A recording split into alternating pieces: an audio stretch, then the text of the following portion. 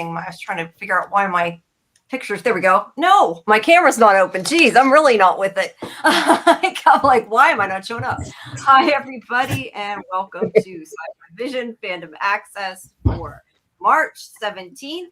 Happy St. Patrick's Day, everybody. But welcome, everybody. We have the newest episode today of Monarch, as well as I had to think of Paradise, and then the last two episodes of Star Trek Starfleet to talk about. But thank you. If you're joining us, please make sure you like the channel or like the video, subscribe to the channel, hype it if you can. Always appreciate it. And if you missed it, make sure you check out my From Trailer Breakdown. And yeah, make sure you subscribe. The majority of you aren't subscribed that watch our stuff. So really, really could use the subscriptions. But yeah, thanks for visiting. And I did here want to, before we started, for people who didn't see it, if I can get my video clip to play, do I have to do anything different? It should go right over the background, shouldn't it? Should. Yeah, should. Okay. Well, for anybody who didn't see it, my friend Dieter, who's always on our chat here, was nice enough to get me a cameo of Chloe for From. So I'm going to play it here. Hey, Jamie. Chloe here. Just wanted to say thank you so much for all the hard work that you put into sci-fivision. It's so cool that you do that. And without fans like you, we wouldn't have a show. So thanks so much for being such a big support of From, and yeah, keep up all the amazing work that you're doing. Okay, went off by itself. Wasn't sure. Well, thank you again, Dieter, for that. That was really cool. I really appreciate that. So I wanted everybody to see that. That was fun. That is really cool.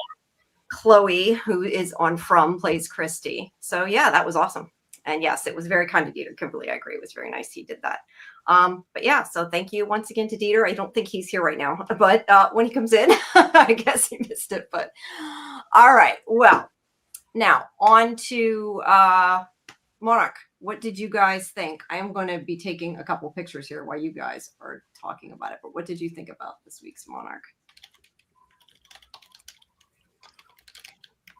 I'm trying to remember. Oh, a lot happened. Or everybody was kind of all over the place. And my prediction was kind of true. What was your prediction? I wasn't here last week. I made the prediction 2 weeks ago, I thought. Or maybe I did make it last. What prediction? Maybe I did make it or maybe I did make it last week. When did I make it? Oh, when Tim took over.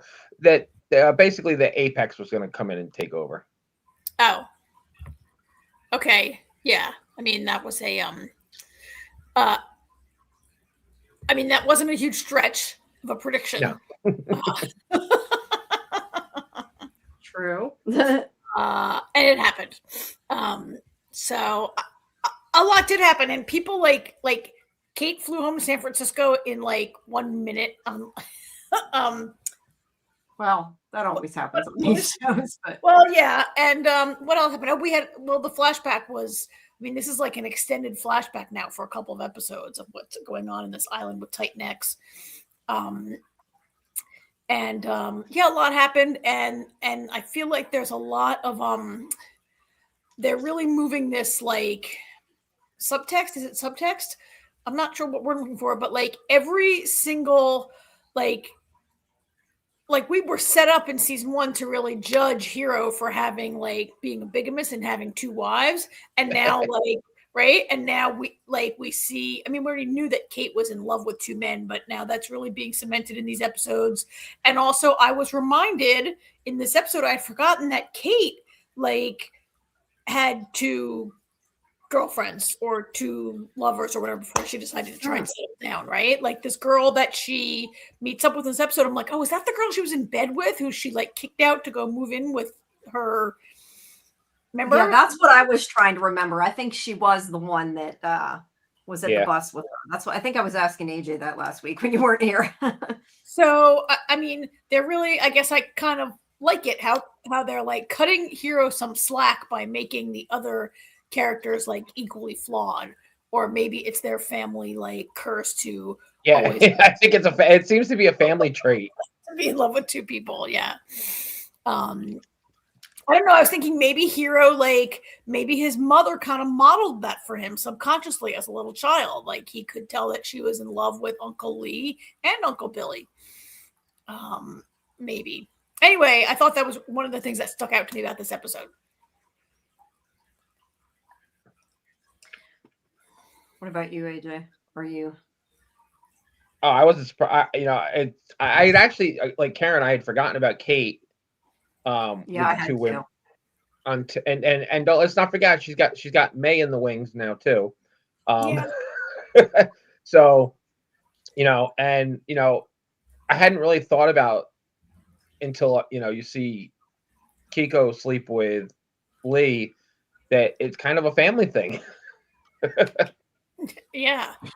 Were you guys surprised? What I wanted to ask you though, were you surprised?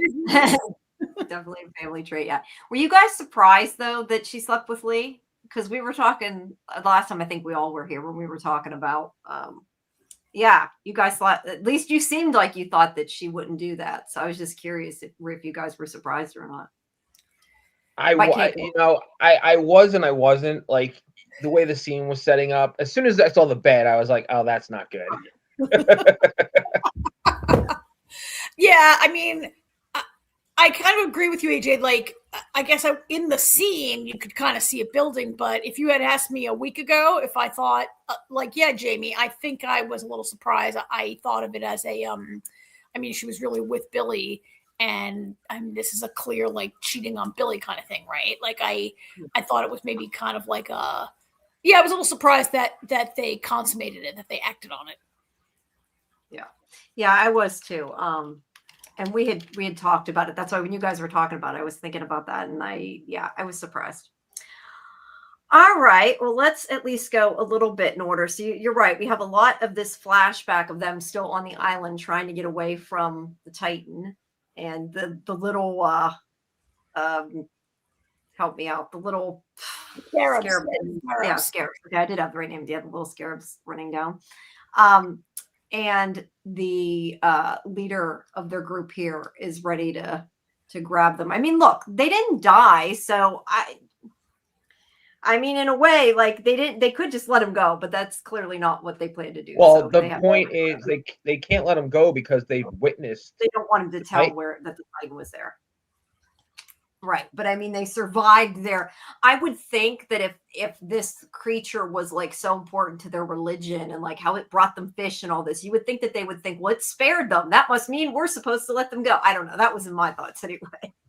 I guess they didn't think that anyway. They're afraid. I mean, they're not wrong, right? Like, they're not wrong to be. Okay. Like, my personal faith does not involve worshiping a giant monster that could destroy everybody. But I'm not going to judge them. But they're not.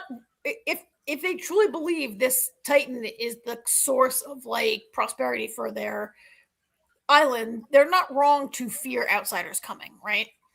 Right. No, I'm just saying I kind of feel like if it spared them, that they would be like, well, then they must be, spared. Yeah, I didn't think that for a second. Okay, well, it doesn't work that way. Like in the old movie when King Kong spares the beautiful actress because he is in love with her or whatever, right? Like then the natives are like would like also like spare her. I don't know. It was just my thought. They didn't seem necessarily. I don't know. At least originally the woman didn't want to kill him, but yeah, they're afraid they're going to tell people that the Titan's there, so they're not happy and they have to sneak away. And he does eventually like leave the camera behind to try to get them away from the group. And then we have these scenes with Kate and May. And Kate still is upset because she feels like it's her fault, which it is, that the Titan X came through. There's still a lot of that in this episode, which we had a lot of in last episode. So to be fair, a whole lot to say if Kate hadn't been responsible for the Titan coming through, this would be a very boring season. It would be. It would be. Yeah. And oops, sorry, fixing my volume. Yeah. But look, she's the only. Hey, Doc, welcome. But she's the only one that is blaming herself. You know what I mean? Like they're not blaming her; she's blaming her. So Yeah, everybody else is kind of like, it happened. yeah, it happened. You know, cut yourself some slack, I guess is what they should say, but they're not. And then we have the stuff. Yeah. Hold on a second. There's a very important line from May in this scene. You know, Kate's like, I'm leaving. This is the best thing for everybody. I screwed up. And May's like, you're so worried about what's best for you and haven't thought about that maybe you're good for me. Yeah. So, yeah. I caught that line also. That which is, you know, a not which reminds me, like, I'm like, oh yeah, you know, as Jamie pointed out, there's this like long simmering, or you pointed out, Jay, that, you know, there's this simmering attraction between them. Yeah. Yeah, I think it's been they've had the triangle going on. Well, now it's just the two of them because really, Kantaro's not really. Kantaro never had doesn't want Kate, or not Kate. She doesn't want Kantaro anymore. That's what I meant to say. So that ain't gonna happen. There was never a triangle at all at the beginning, but yeah, there wasn't. But he never had a chance once she met Kate, right? Right. Is that what you mean? Yeah. Also, she's done. Also, like May, Jamie, you're right. She's pretty thoroughly done with Kantaro. Yeah. Although he hasn't really been trying to get back with her either, to be fair, at this point. So we haven't really seen that for a while. But yeah, of course, to him, they've been gone for 2 years, right? Like he had 2 years to get over May. Also, I guess that's true too. That's true too. Yeah. I was asking, I don't know if he went in and left. I was asking Doc when his Monarch show is. Make sure you guys check out Doc's channel. I don't know I never remember what day anybody's stuff is. I suck at that, but go to Doc Kaiju's channel because he has a Monarch show as well. And some other videos on, you know, these kind of monsters and stuff. So, okay, he is there. Well, then he'll see me probably, or hear me rather, in a second. Sorry, but yeah. It's over between her and Kantaro was the end of what I was saying anyway. So then we have the group of them trying to decide, is this where they decide they're going to make the dog whistle type thing? Is what I'm calling it, or I heard somebody call it. It's tomorrow. Okay, sorry. Doc's live is tomorrow. What time? Yeah, Doc. What time, Doc? What time? But yeah, make sure you guys check it out. I have to go to dinner, but maybe I can, if you're late enough, I can make it when I come home. All right, Doc will put it in the chat when he has a chance. Yeah. Oh, he doesn't know yet. Our Discord, then, and I'll put it in there when we, whenever he posts. I'll make sure whenever he decides. I will. And also, I forgot to put the link for that, you guys. I'll put Discord. If you're not, probably 9 or 10 Eastern, he says. That's good. Oh, if you're not. Yeah, that's perfect. I might be able to come too. But guys, please also make sure if you're not a member that you join our Discord for all our updates and everything. Because yeah, we pretty soon we'll be announcing who our from guests are. So make sure you join our Discord. All right. So I was starting to ask you guys, is this where they were discussing getting the device back to call the Titan, or is this before that? He's on the call with the boss, I think. Or is this when they're... I can't tell from this picture. This might be when they're brainstorming. No, it's with the other. Okay. And this is when they're talking. This is when... all right, this is when Hiro says that he has another call. He's like, I happen to have another one handy in my office, or I have the has another one of those things that will call the Titan, or lure it there. Now I had listened to somebody's video on it that has something to do with one of the other movies. The device, I only knew about it that it had to do with that guy made it in one of the flashbacks when they used it, when they talked about him creating it to call the Titan. Was it in a movie too, or did they not know what they're talking about? Gee, I don't know. I've seen those movies. So maybe it's in the one with It's in God. It's in God of Monsters. Is that the one where the scientist brings her daughter, who is, I think, is Millie Bobby Brown the daughter in that movie? Yes. Yeah, maybe it's in that movie. Yeah, that's the next. That's the one that takes place in 2019, and we're currently in 2017 in the show.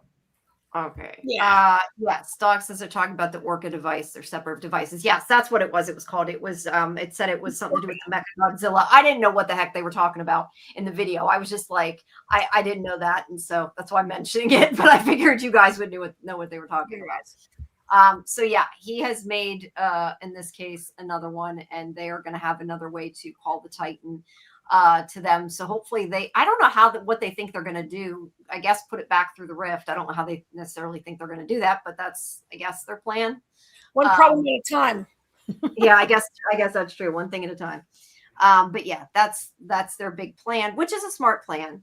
But before they can do any of that, Apex comes in, and I don't remember this guy's name, but he is, I don't know. He's not the head of. Is he the head? I don't think he's the head of Apex. He's No, Brenda's henchman.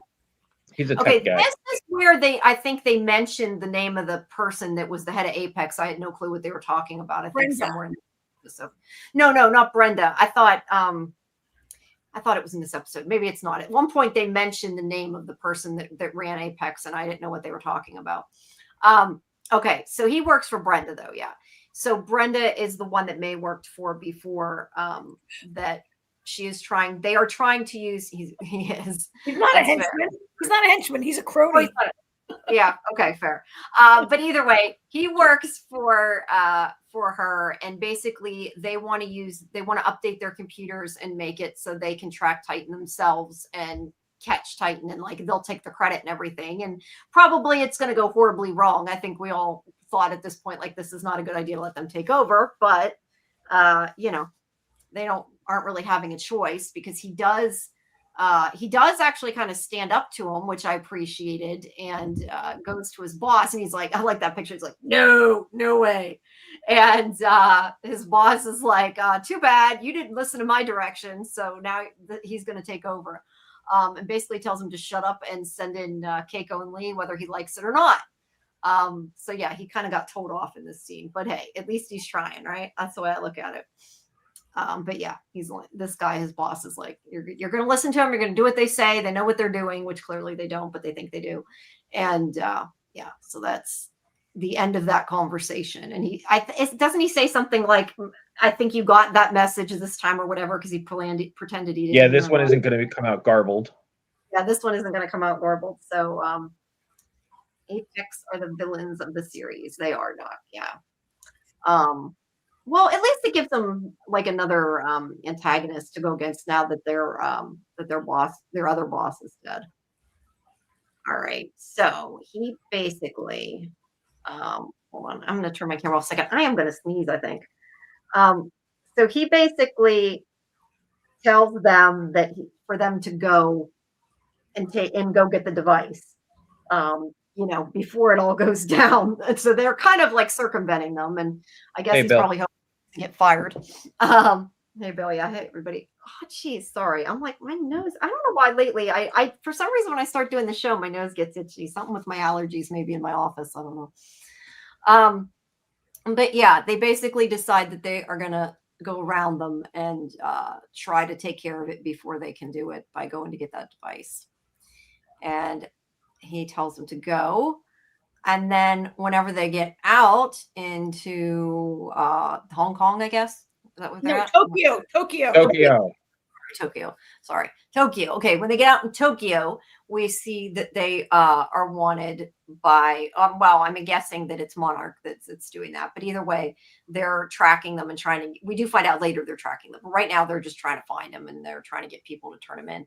And they're, it's like they're on the run, which they really weren't on the run. They were doing something for Monarch, but yeah. No, they're completely on the run. They're supposed to be bringing them in. So they are literally on the run. No, but I mean, they're still doing to help Monarch, but Monarch doesn't see it that way, is what I'm saying. Like, because now it's Apex. It's Apex now, right? Like, Apex is Monarch still. I get, yes. Monarch is right now temporarily taken over that part of Monarch. I don't think they've taken over the whole thing, just like that, where they're at, right on the sub. Yeah, I mean, I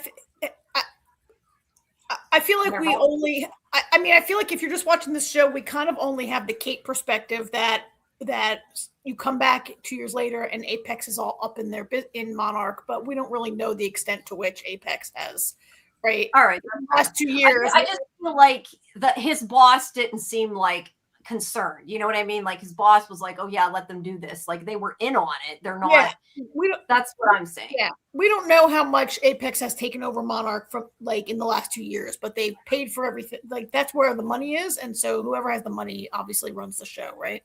Yeah. So they're like, "This is what you're doing." So yeah, my point is that they're on the run regardless of, even though they are for Monarch, they are on the run from Monarch because they didn't. Yeah, they're not following the rules. Well, yeah. Your house access money. What? I'm not sure what that means, Doc. I'm misinterpreting something here that you wrote. All right. So there is the device that is like, what's his name? Mizuki? Is that his name? Suzuki. Sorry, Suzuki. It's like the one that he created. And they see it for very little time before they have to go get more stuff to get ready. They should have taken it with them. You know, like in retrospect, I feel like it was kind of stupid. They left it there, but at the same time, I guess they had no reason. They had no way to know that they were being followed the whole time. No, they didn't. But it's like they led them right to it. It's one of those scenes where you're like, crap, you know? Yeah, they led them right to what they wanted, basically. Bill says Apex is taking temporary charge of Monarch Outpost 18. Yes, that was a better description than I gave. I just feel like Apex has their fingers in a lot, maybe. They do. Yeah. But like you said, you're right. If they're paying for it, they're going to let them do a lot that maybe they shouldn't. Brenda like definitely projects evil. Yes. I would agree with that. She does. All right. So they're making their plans and they're going to come and meet back here. So I think because they split up, but we go back first to the flashback. This is where he takes the film out of the camera. He's like, they're looking for the camera, leave them the camera. It'll buy us some time. But it's obviously not enough to dissuade them, but it's enough that they get some time to get away. And it puts them off their trail. And then we have which that scene also goes to prove that had they given him the camera when they were still in the village, they would have killed him. Yeah. Yeah, that kind of, you're right. That proved that. So then we have this scene with Tim and May that I really liked, where he's meeting May at the secret location, basically. And he wants her to get a job again with Brenda. A secret location in the middle of Tokyo. I know. But the way they did it was funny. But yeah, he wants her to work for Brenda again and be the inside guy, inside girl, whatever you want to call it, and spy for them and find out what's really going on. I don't think she actually gives him an answer, though, does she? Well, she does do it. No, but I don't think she actually says she will. I think when she leaves, she kind of like doesn't. She can. Her in the next scene, we see her. She is seen at a computer in Apex, digging through their files, right? Yeah, it's absolutely implied because. Yeah. No, I meant that she doesn't tell him. I meant that he doesn't. But she did. She did. He understood that she was going to do it. She says that she goes, "How would I even get in there?" And he goes, "Well, we need something they want." And she's like, "Oh wait, I might have that." Like, code. Yeah. Okay. Yeah, she has her computer code that they're still after, whatever that she stole from them back in season. Was it season 1? I think it was the end of season 1 when she stole it. All right, so she stole it originally. She stole it originally off screen. Yeah. Before we even meet her, it's already been stolen. Yeah. True. Bill says, I'm still learning about the details, but Apex Cybernetic acts as a technologically superior, ethically questionable counterpart to the research-focused Monarch. Well, yeah. They're the bad guys right now. That's the easiest description there. Okay, so Kate is going home to see her mother and I don't know, get some closure and try to, I guess, accept what's happened and quit blaming herself. I mean, I guess that's the goal, was that she'll that things will get a little better, but she's still I don't know that she was ready. Like, she's been gone 2 years, I guess, so they want to see her, but it's a little different than she remembered. Her mother is dating that guy. And I mean, they're nice to her and everything, but she doesn't I guess she kind of feels out of place now because she's been gone for a while. At least that's kind of how I felt. I don't know. Well, and when we last saw, before Kate disappeared for 2 years, like Kate was a little put out that her mother was not like irritated about the second wife, right? Like Kate's mom kind of didn't mind him not being around that much, right? Yeah. She kind of liked it. Yeah, and Kate was kind of appalled. And for Kate, she's only been gone for like a couple of weeks, right? So there's still that awkwardness, I guess. Yeah, a couple days. So they kind of, I don't want to say they moved on without her. They didn't. I mean, they're not like, not accepting her, but it's just, you can tell that she feels, I don't know, like I said, kind of out of place. But well, she does have all kinds of. She's still in her own head over this whole thing with the Titan. Yeah, she's not ready to forgive herself yet. Whose name, as Doc has reminded us, is Kokai. Is that CAI? Kokai. Yeah. Is Titan X's real name. Oh, okay. That's what I couldn't figure out what that was supposed to be. I was confused. Okay. So back at I forget, they're at Heroes Park. No, they're at Hero's office. Hero's office. Okay. They're at Hero's office.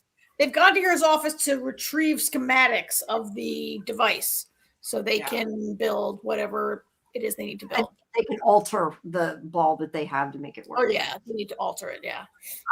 And she sees Keiko sees the pictures of both families, and she asks Lee. This is where she asks him about it, and he's kind of like, "It's none of my business." He doesn't say that. He says it's not my story. No. Yeah, but that's essentially what he said. Is that's basically the same thing, just different words. It's not my way of saying it. How's that? I mean, I don't think it's none of his business. He's in love with this woman and has always thought of Hero. Well, he doesn't know, right? But it's not his place to tell someone's confession for them, right? Like Hero needs. You know what's funny though? It's kind of a little bit of irony though, that now that I think about it, because I hadn't really thought about it why I'm watching this. But like we talked at the beginning about like kind of the parallel between him and Keiko, but it's obviously a younger him. Like he's saying this to her and probably thinking about how they did the exact same thing, but we just don't know that quite yet as viewers. But again, that's why he says though it's not his story to tell. Yeah, no, I know. I'm just saying it's kind of funny because there's like, a double layer there, I guess. I'm saying that like you don't realize it because we don't know that yet.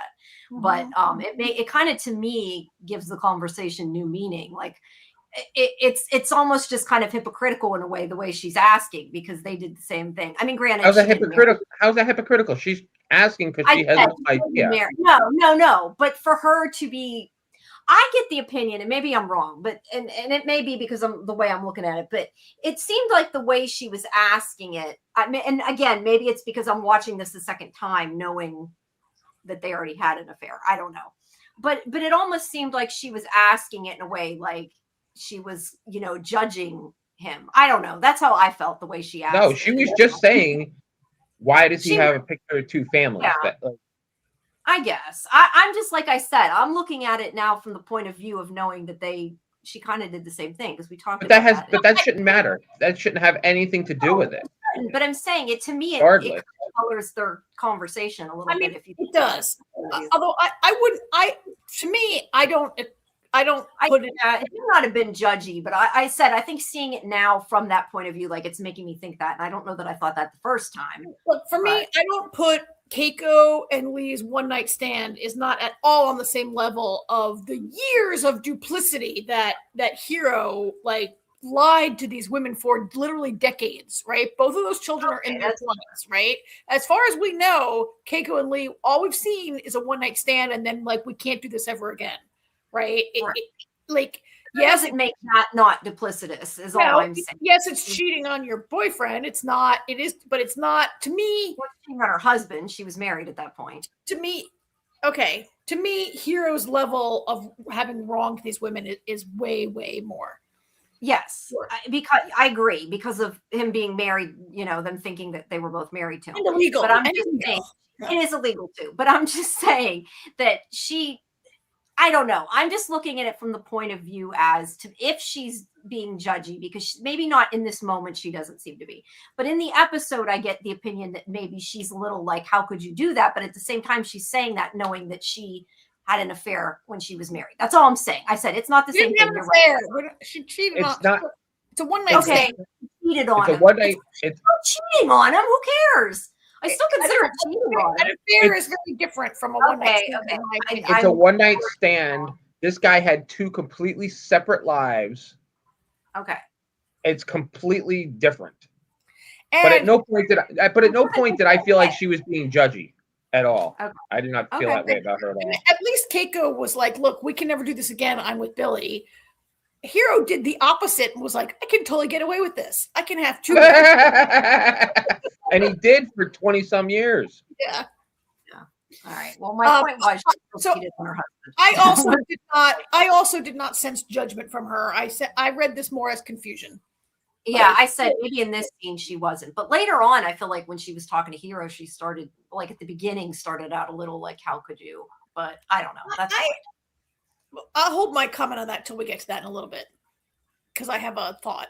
either way, it makes me look at that scene differently. Let's move on. That's my whole point of what I was trying to say. All right, so they sneak away and get to this little cabin Get shack. busy is with it. Yeah. And he helps fix her arm that's cut, ignores his stab in the gut, slice in the gut, whatever you want to call it. But they're going to spend the night there so they can sneak away. Or not, well, I don't know that they originally intended to spend the whole night, but they were going to stay there and then sneak away as soon as they could. And they end up getting closer. But first she has to, okay, that's not yet. That's what I was seeing. They don't yet. Right now they just talk. We have more stuff in between first. All right. So then here we have May and Brenda, and this is where she agrees to go back to work for her again.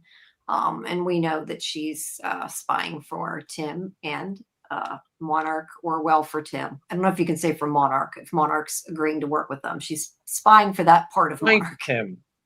Yeah, she's spying for Tim. I like the way they set that up, actually, because, like, how stupid is Brenda that she would let May work for her? She has to know that May, wait, let me finish. She has to know that May is aligned with Tim and the Hero family circus over there, right?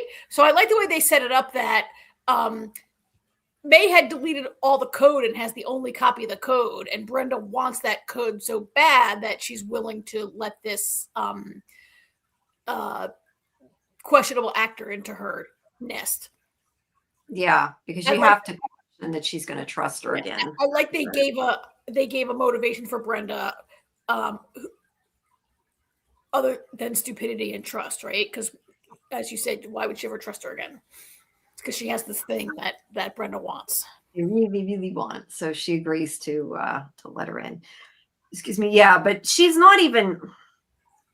Yeah, you would think she'd at least take precautions or keep her under watch or something, but she doesn't say that there's any precaution. I mean, maybe there is, but she doesn't. She's just like, yeah, okay, I want this code, so we'll go with that. All right, and then the two of them are heading to meet up with Lee and Keiko. They are, and this is where Lee kind of goes off with. Well, he doesn't kind of, he does. Goes off with Kentaro to give them a moment to talk.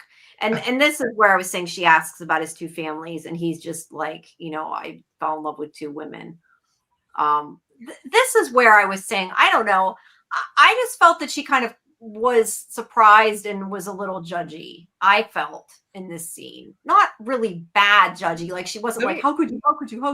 But I felt like I don't know. She seemed to look at him differently. That's for sure. No, I think you missed. I read that scene completely differently. First of all, I think maybe you felt that way because he assumes that she's judging him, and I read that completely different. The look on her face is like, "Oh my God, my son's just like me." Like, I was in love with two men, so I absolutely understand how he can be in love with two women. Well, I think by the end, yeah, but at the beginning, I felt like she. I didn't I feel don't know. that. I thought it didn't really click till further into the conversation for her that she had not done the same thing, done something to cheat on her husband. Since you're right, it's not the same thing, but I don't know. That's how I felt.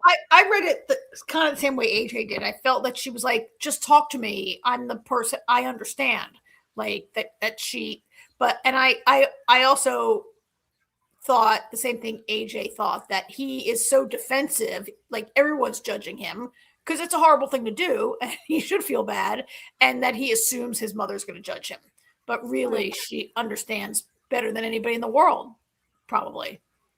Yeah. But he doesn't know that. But No, then, he doesn't know that. yeah. No, he doesn't know that, but it's because he's so, he knows, he feels bad himself. He knows what he did was wrong. So that's, I think, why he assumes automatically that his mother's going to judge him. He's also not happy with his mother. To be in love with two women just means you're in love with yourself. We got some deep thinking going on in the chat. Yeah. So this is where we learn that Hiro kind of he's really mad at his mother for abandoning him, which, she fell into the rift, right? She didn't abandon him. Yeah. She fell into the rift. And then Uncle Billy sent him away when he was 11, and he was so pissed about that. Of course, Uncle Billy, I don't know how the timeline goes with Uncle Billy getting squished by King Kong. That's much later. That's much later because he's John Goodman. Yeah, he's very old. But did Billy send him away instead of dragging him all around the world? But now we see, we saw the flashback that Billy found the letter, right? Yeah. And so I guess the way he felt about Lee and Keiko changed, and that's why he sent her son away, probably. Yeah. Yeah. So he's mad at his mother for them abandoning him, and clearly it's not her fault that she abandoned him, but Billy abandoned him too, and basically it's kind of her fault that Billy did too a little bit. I mean, at least that's what it's implying, that Billy was hurt and then decided to send him away or whatever. We don't really know, but that's the flashback. I think it's unfair to be angry at Keiko because she couldn't help falling into the rift and getting stuck in Axis Mundi. But I think a child could be angry that their parent took up a dangerous line of work, and that this type of accident was maybe easily predictable. And should she just have stayed home with her kid, I could see how a part of him feel that way. Yeah. Until the part where he became obsessed and also abandoned his kids to go after Godzilla. Kate never stops complaining for 2 seasons now about how her father was never around, gallivanting after Godzilla all the time, right? Yeah, he did the same exact thing. He continued the cycle. Yeah. But yeah, I don't think it's so much he's mad at her that she abandoned him when she disappeared in the rift. He feels that she abandoned. It was sad for 11-year-old Hiroshi that Billy abandoned him. I think he is also mad at his mother for abandoning him. Not when she fell in the rift, but abandoning him in the sense that they were never there because they were always off on these missions. So even before she disappeared, he felt like they were not there. And obviously that led to bad things happening that weren't her fault. But yeah. Either way, he turned around and did the same things to his kids, which is really sad. It's kind of like a lot of times how abuse happens. It's not the same thing, but I'm saying it's how like that cycle. It's just like AJ. It's just like the guy. I finally watched The Night Agent. It's just like that guy in The Night Agent. Like, if you are a hired assassin, you shouldn't bring your kid with you on all your jobs. Because they become a hired assassin, I take it. No. Yeah, but he only got the kid because of his job.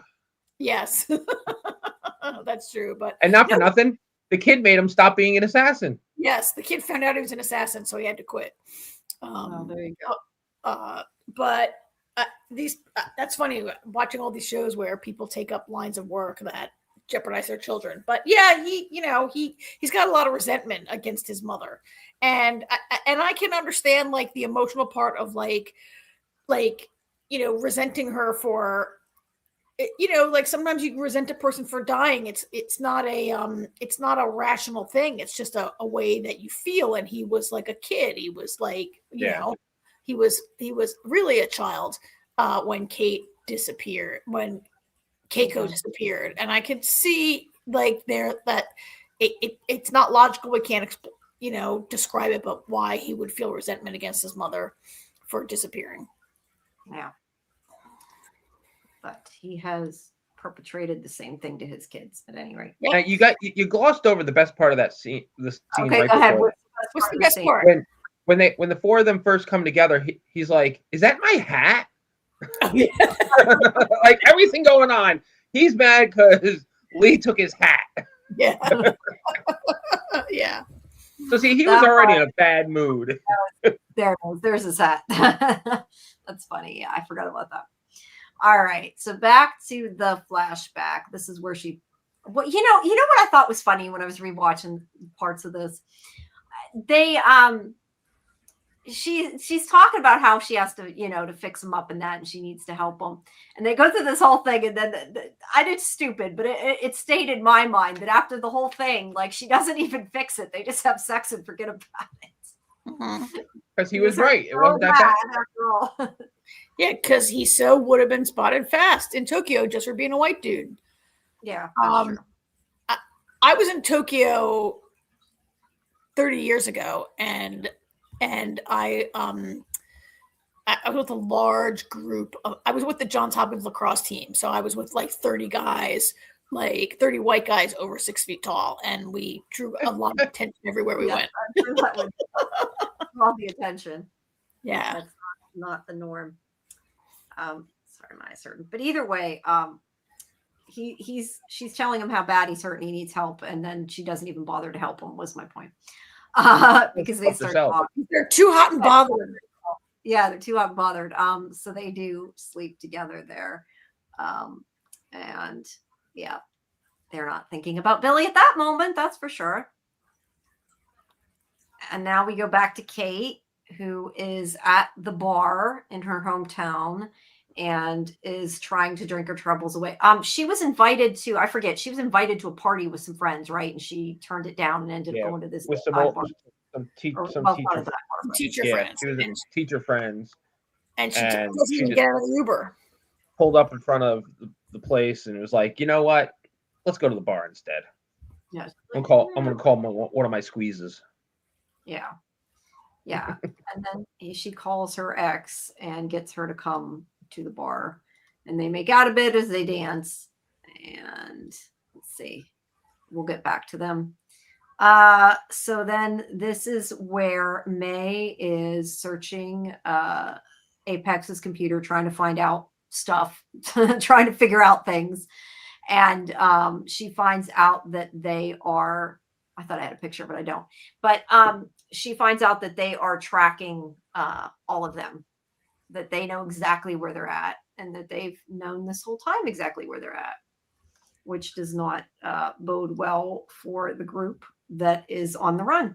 At first when she found it, I thought she was gonna be like, oh shit, and I thought she was gonna make a phone call and be like, they're following you, they know where you are, but they were already done, cleaned them out and gone. Yeah, they left and they didn't bother with them, but yeah, it's gone. They don't really have a backup plan right now, but the machine is gone.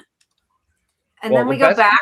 Well, hold on. The most important line in that whole scene is they're like, it's almost like they don't want to stop the Titan, like they want people to find out. And then in the next scene, yeah, we'll be finding out. Yeah, and we know that it probably has to do with something that they think is going to make them money. I'm guessing that they're not doing what they should be doing, and are we're kind of lying about it. I question though how much does the head of Monarchs? Well, I guess Tim technically is the head of Monarch. Tim's boss, and everybody knows. Tim is not the head of Monarch. No, I meant he's the head of the outpost. but the other bosses now, like we don't know how much they're okay with what Apex is doing. They may not know what they're doing, but yeah, they are letting right now they're letting everybody know that Titan's there and causing probably mass panic. Apex wants to like weaponize the Titans. Like if you can lure a Titan and get him to go where you want him to go, you could maybe use Titan as a weapon, right? And be like, oh, let's just get Titan X to go over to Iran, and we don't just drop all those bombs over there this week. You know, to put it in the context of current events. We know that, Doc, but this is 2 years before that.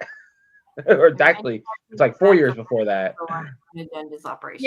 Yeah. But that movie, this is 2 years before that. Yeah.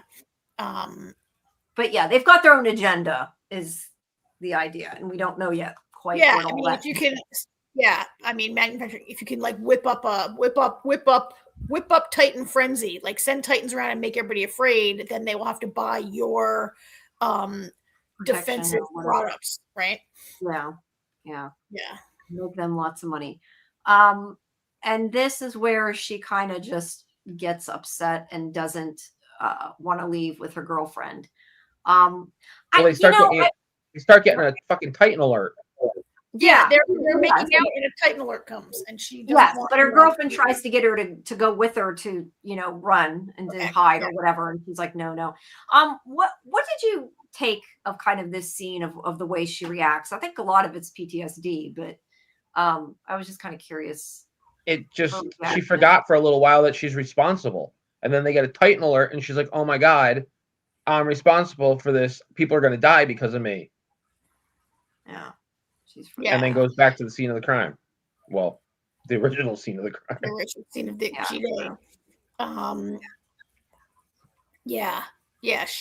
she was trying to get drunk and dance and just forget, right? And then it didn't work. I mean, and look, she only just let Titan X out like a couple days ago, right? And already like this is happening. Yeah. She's messed up. She is messed up. All right. And then back in the flashback, they're coming back to the, I want to say the beach. It's not the beach, but the edge of the water. They're trying to find a boat so they can get off this island because they can't go back. They'll get killed if they go to the village, right? Hold on a second. I need to address Doc for a second. It's like 7 years. It's like, wait, 5. Yeah, this is 2017. And about that. Yeah, King of Monsters takes place in 2019, and then King Kong vs. Godzilla takes place in 2024. So they're like 7 years from Mecha Godzilla. Okay, he says you're right. There you go. I was gonna say, you guys know what you're talking about. I know. I was gonna say, I know Doc knows his kaiju history and everything. But I'm like, wait a minute. I'm like, that's wrong movie. All right. So Billy comes ashore. He has brought a boat and he is there to save them. And she immediately goes to him, and we're just assuming they're not going to say anything. I mean, they don't talk about it. We don't hear them talk about it. But I mean, I think they shouldn't say anything. No good can come from it. Yeah. But I just mean we don't get to hear her and Lee discuss anything about it either. Well, no, because Billy showed up. Yeah. So yeah, she's back with Billy and acts like everything's okay. All right, and this is where Kate has gone back, like you said, to the scene of the crime. Here's my question though: isn't this back in that area where she had to have her mother sneak her in? How did she get in so easy? It's been 2 years. Maybe the government's not guarding it like they used to. All right, that's fair. I just wondered because she seemed to get in pretty easy compared to before. She crawled under the gate. No idea. I took a picture of that. There's no guards anymore. Here's the Washington Monument. Yeah, I don't know. I don't even know why I did that. I'm looking at that. I'm thinking, why did you snap a picture of that? I don't know. I was trying to get through and get them done. I just was snapping stuff, I guess. All right. So that we knew where. So that we knew where Lee was. You know what it is? That's what we call an establishing. I was trying to get it with the date, and I missed it. That was why. Because I got the one with the date. All right, back in 1957. There we go. So Poor Lee sad gets- Lee gets the letter. Yeah, poor Lee gets the letter from Keiko saying, I do love you, and but it can't happen again. I love Billy. You love Billy too. We don't want to destroy him. This is how it has to be. But yeah, it was really sad. I felt really bad for Lee. And it's like, the thing is I mean, when it happened, I mean, they knew that I think they knew it couldn't happen again. It was kind of, spur of the moment, bad decision. Yeah. Things go. She says it was interesting the way she said it. I think what she says is, I love you, but Billy has my heart. Yeah. Yeah. Like, I love you, but I love Billy just a little bit more. I know. That was my question to you, is what exactly does that mean? Because that, to me, yeah, that is kind of what it means. Like, I do love you that way. Like, she's not saying I don't have those feelings for you. She's saying I do love you in that way, but I also love Billy and I don't want to hurt him. I think Lee scared her off with that talk of white picket fences at the ball in Hawaii or wherever they were, and that Billy is running around the world all the time on adventures, and like, that's the future that she wants, not the picket fence and the kids, even though she has a kid that she drags around the world. Like, I think she knows that what Lee wants is not what she wants. Yeah. You got to wonder, though, how things would have been different, though, if she had, like, broken up and divorced with her husband. I don't see that happening. I'm just saying it would have changed things dramatically. Doc, you are wrong.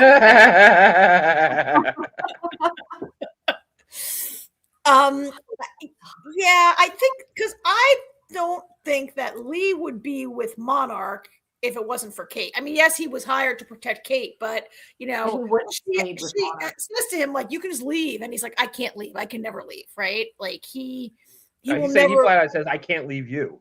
Yeah, he says, I can't leave you. Like, I can't quit you.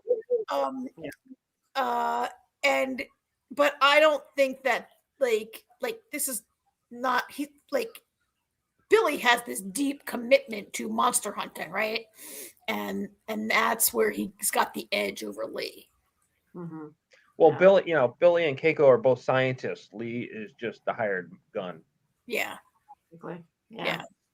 Good point. So yeah, poor Lee. And then we go back to the present, or their present, not our present, where she's trying to, she's telling him that she obviously didn't mean to leave him, but that's where he says that Billy abandoned him. And she's like, no, he wouldn't do that. And he's like, well, he did. And then we see back in 1962 that Billy found the letter, and so he knew. So yeah, I mean, what do you think? Do you think he was just heartbroken and left? It's not, I mean, that was kind of what I picked up from it, but it wasn't said. And it was cool. It was implied. Well, yeah, and like, so this is in 62, so is Lee gone into the rift in 62? Yeah. He 62 or 63. Like, I don't know if Lee is gone, but yes, Lee's gone. This is Lee's stuff. Lee's gone into the rift. Yeah. Disappeared. This is Lee's stuff. That's why he has it. Yeah, and I think the fact that Lee saved this letter, like, shows that how much he loves Keiko and that he still loves Keiko, right? To be fair, that doesn't necessarily mean Keiko feels the way I mean, yes, she said she loved him, but I mean, you're saying, Lee held on to this letter. He should realize, though, that doesn't necessarily mean that his wife is still holding on to these emotions. His wife is gone. She's gone. Doesn't mean his wife was still holding on to these emotions. Well, I mean, she wrote that. She wrote it. They still slept together. I'm just saying, she could have written it. My English is great today. She could have written it and then moved on and, truly decided she was going to be with Billy. That doesn't matter to Billy. No, it doesn't. Billy's just found out that Billy just found that his wife and his best friend slept together. Yes, but it is really cruel that he leaves the kid. I mean, granted, it's technically not his kid, but he I don't know if he legally adopted him, but we're assuming he adopted him. It was still cruel that he left him because this happened. If this is why, like, it wasn't fair to Hero. I would say that we're making an assumption on I that. said if that's Yeah. why he left, it Yeah. wasn't fair what he did to Hero, and that's why Hero's hurt too. He's like, oh, he just took up and left, and she's like, he wouldn't do that. And then this is leading us to believe that was why. Now, was that why? I don't know. Well, and he did send the kid to live with his grandma. He didn't just like wake up one day in a house by himself, right? Like, No, yes, but- Billy Yeah, Billy left him with someone who would keep him safe. I mean, he wasn't just like, bye kid, I'm out of here, and leave him in the street, right? Not that it makes a child feel any better about their father figure being gone, but I'm not saying that it would diminish the sense of rejection, but it wasn't 100% irresponsible. It was 100% cruel, maybe, to do it and not explain it, but it was only like 75% irresponsible. I don't know what I'm saying, but I think the fact that Lee has held onto the letter demonstrates also, like, oh, my best friend slept with my wife, and he's still in love with her. Yeah, he's still in love with her. My point was, we don't know if she was still in love with him at this point, because this is a little bit later. It doesn't matter though. That doesn't matter. He's gone. I know, and he's hurt regardless. I'm just saying that, like, he technically doesn't know if she was or not, which he will never know, because she's to him dead, and he thinks she's dead. So yeah, I'll have to wait and see, I guess. But yeah, I think this was a good episode. I feel though like not a whole lot got accomplished in this episode. Do you feel like that? Not that it wasn't good, it was, but like not a whole lot happened. It was more like set up for probably what's going to happen. The Titan attacked, but we didn't get to like see anything other than news. There's a Titan coming. Actually, the Titan didn't attack. I think the news said it was on the way or whatever. But yeah, that's like the only thing in a way that happened, because to me, it's more setup of whatever's coming. Do you feel that way? I'm sorry, I got distracted. I just Googled this thing that Doc suggested we research. I'm just talking out my ass to myself. It's okay. No, I mean, I don't feel like nothing happened. It was just all kind of fast. It was pretty fast paced. Right, but it was more like character building stuff than it was like action-y. I mean, to me, the past action has been more compelling. Oh yeah, that's what I said. I wasn't saying it wasn't interesting. I was just saying I feel like the story didn't move a whole lot because it was more about their relationships in this episode, and they didn't actually get anything done because they stole the thing that they had. Well, so, I mean, the story moved a lot in 1957. Yes, in the past it did, but in the present it did not. Or the more recent past, yeah. Yes, but it's what are we halfway through? Was this episode? We're more than halfway. No, sorry. This was episode 3. Yeah, so we're still in the early part of the season. Yeah. Yeah, this is only episode 3, guys. Mm-hmm. All right, Paradise. Yeah, wait, I'm getting the pictures. Oh, I did not like this episode of Paradise. I was let down. I was disappointed. I saw the title was Jane. I got very excited, and my immediate reaction was quite bad to this episode. Sitting with it for, did I watch it this morning or yesterday? Yesterday. Sitting with it for a day has let me appreciate some parts of it a little bit more, but I think I texted Jamie, I think Paradise jumped the shark with this episode. The Jane, I understand I'm watching a show about people living in an underground bunker for years, and so I shouldn't complain about things that defy belief, but like the Jane storyline just defies all logic and belief that it's just off the rails.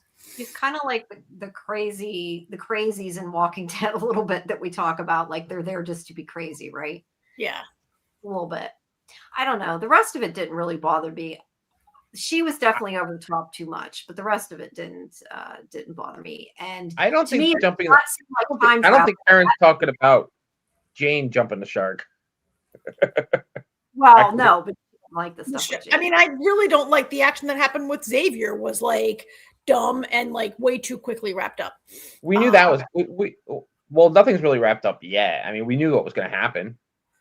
Yeah, we knew he had to find her pretty quick because there's only 2 episodes left. And we I well, know. yeah, it was pretty obvious how that whole thing was going to play out. It was obvious that he was going to find his wife. I just felt like almost the entire episode is devoted to Jane, and it felt like the whole train escapade happened in about 120 seconds.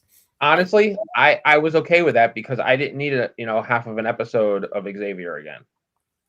Not when he is the star. Like, I didn't really miss her, but I kind of missed it. And maybe if it wasn't all Jane, I wouldn't have felt like I missed it as much. See, remember when we had the Billy flashback episode? I was like, I need a Jane episode because this chick, I want to see what makes her tick.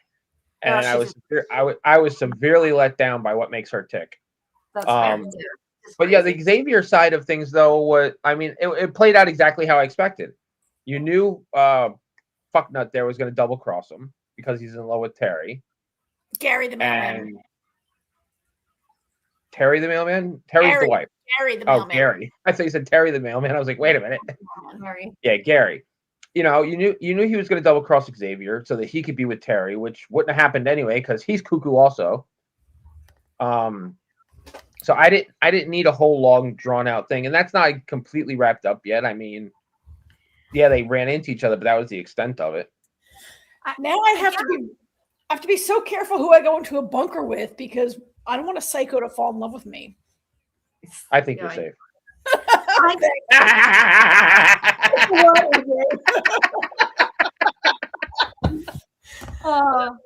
I think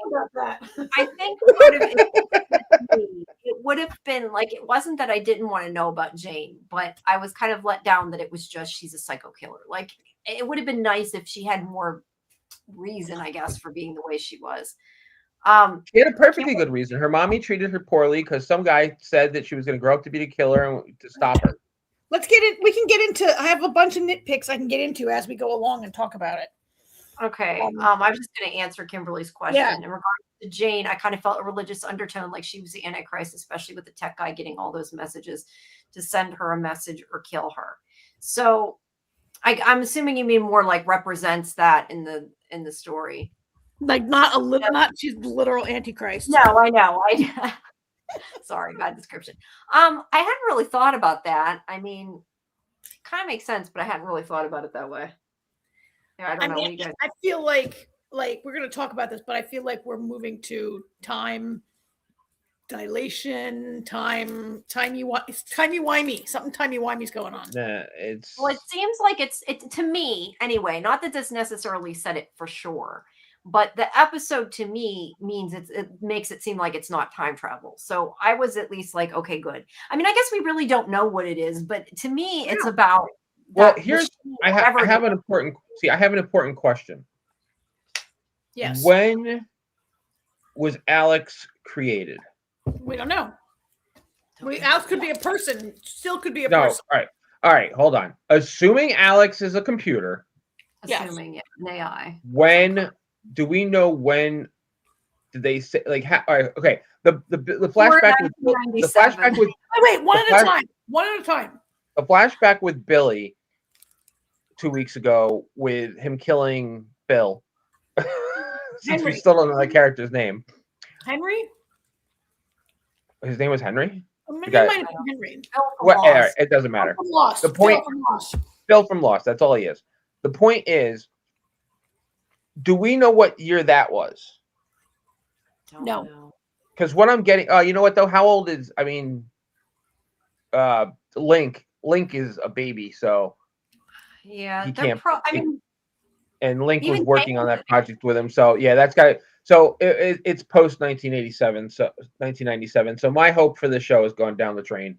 Talk amongst yourselves. Well, it has to have been before 97 because they're getting these messages in 97. I mean, I'm assuming those messages are coming from Alex, aren't they? That's how I took it. Maybe I took it different than you guys. No. I mean, the message came from Alex. I think O. It was Alex O. It said it came from Alex Q and also Alex Q. Loves Dawn. Alex Q. Okay, it was Alex Q, not Alex O. I think it's My point here is, my thought process depends on when this Alex algorithm thingy was created. 1997. seems a little fucking early because Link helped create this thing. Yeah. And Link was not born in 1997. Jane was Like born. Link, but that's what I'm saying. Like Link isn't even a fetus yet. Is what I'm getting at here.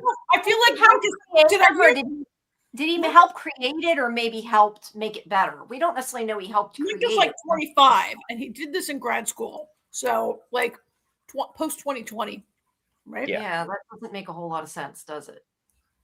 What? Unless it is I don't the computer or whatever back to the past. That's the only thing now that you're saying. That's where I'm going with this. I hope not. I mean, you guys, so you're thinking it's a computer, but you're basing that on what? Because Phil created. I have no idea. We know Phil created a computer, and his wife named it after his dead wife. Yeah. We know that Sam wanted to buy his company. We don't know what he created.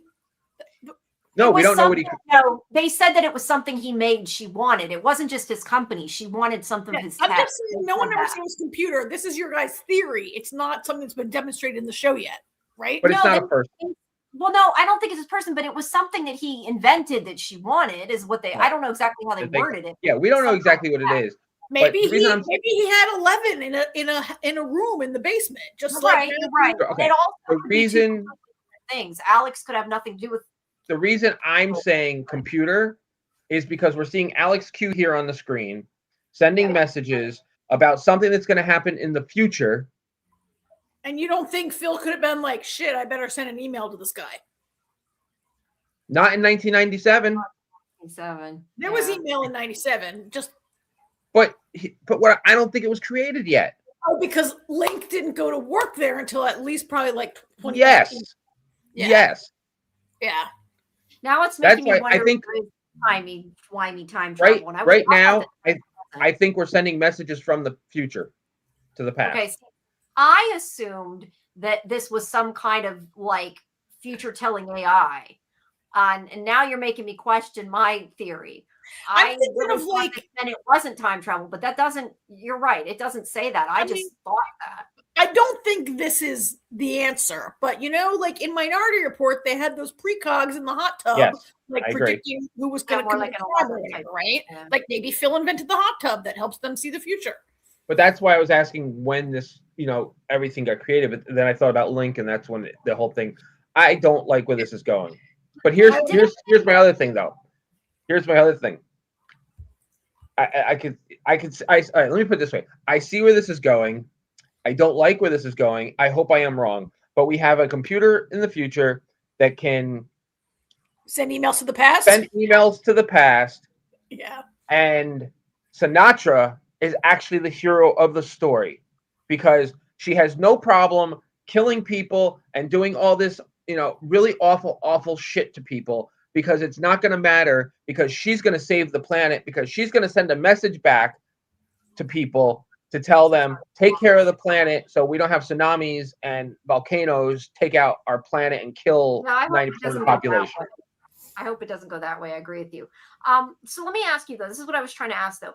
Do we know for sure that Link helped create it or just that Link worked on it? Because it's possible that he had already created it like in the 80s. Right, I'll tell you what. Link worked on it. Do your slideshow and I'll find out. Okay. No, I agree with what you're saying. I just hadn't thought about it till then. That's why I'm asking. But anyway. And remember how little processing power computers had in the 80s and like how many, you would need like a room to house like all the computers you'd have to string up together, right? Like there was no like, well, this is 97. To have created it in the 80s is just not. Probably not. Yes. Okay, here we go. So for Phil to have created it in 97, a computer. Here we go. Right. This took me 2 seconds to find. Link is revealed to be Henry Miller's protege and co-owner of the company that created the Alex technology. Link helped build this technology, implied to be an AI or predictive system, and is depicted as a genius student who worked closely with Henry.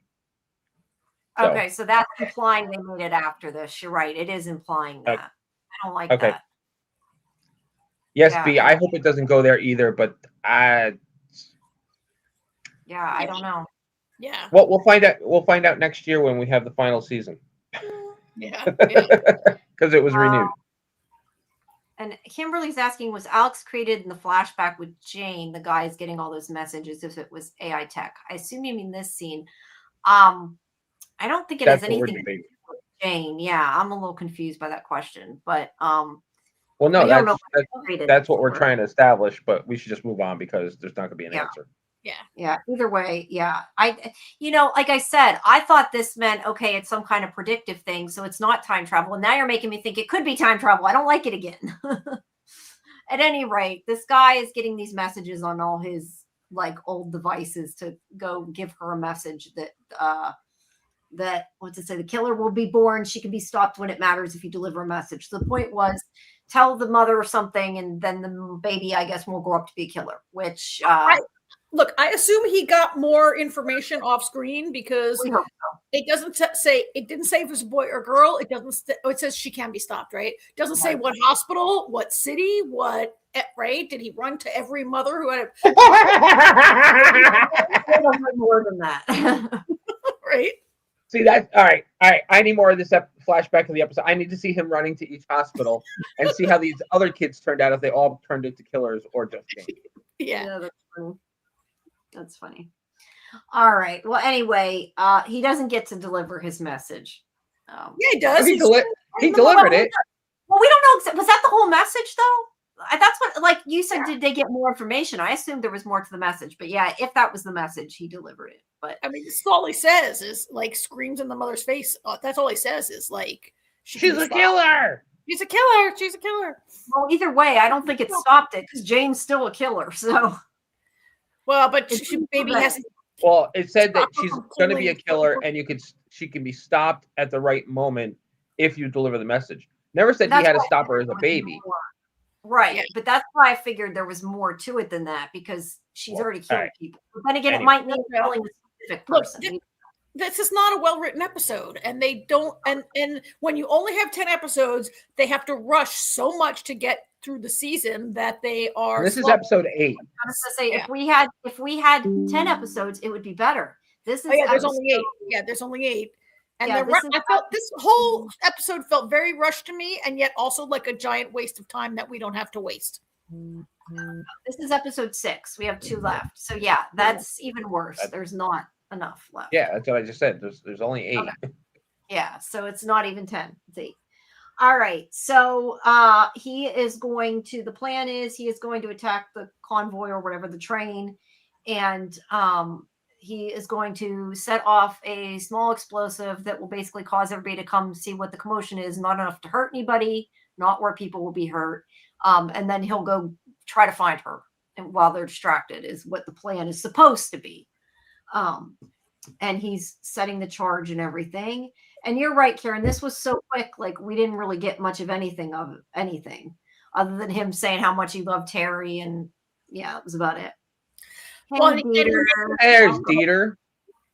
Hello, Dieter. I played the video earlier. You missed it. You weren't here at the beginning. I played the video. Thanks again for that.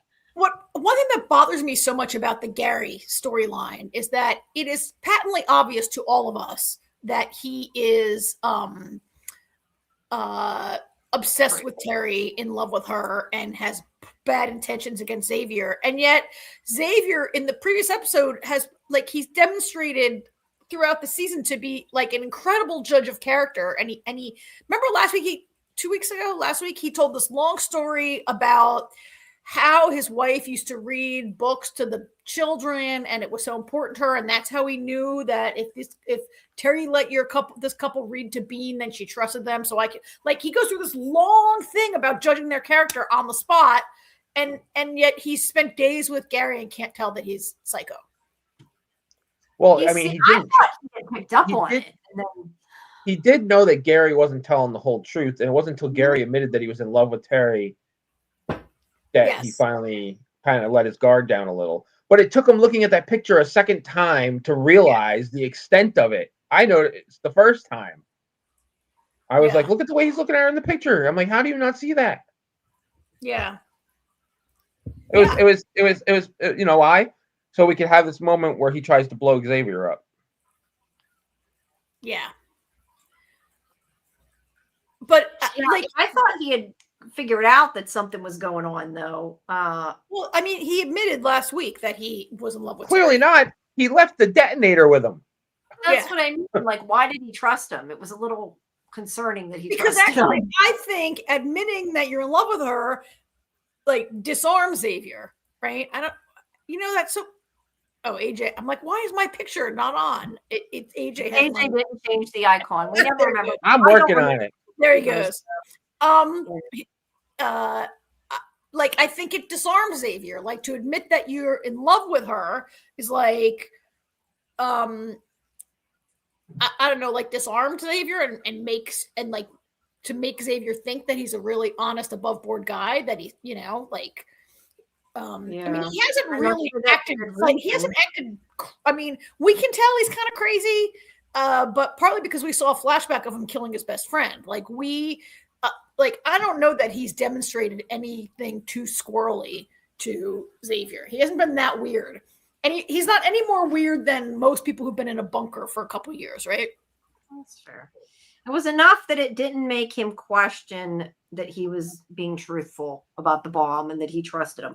But I see with what you're saying, though. He's been such a good judge of character, not so much now.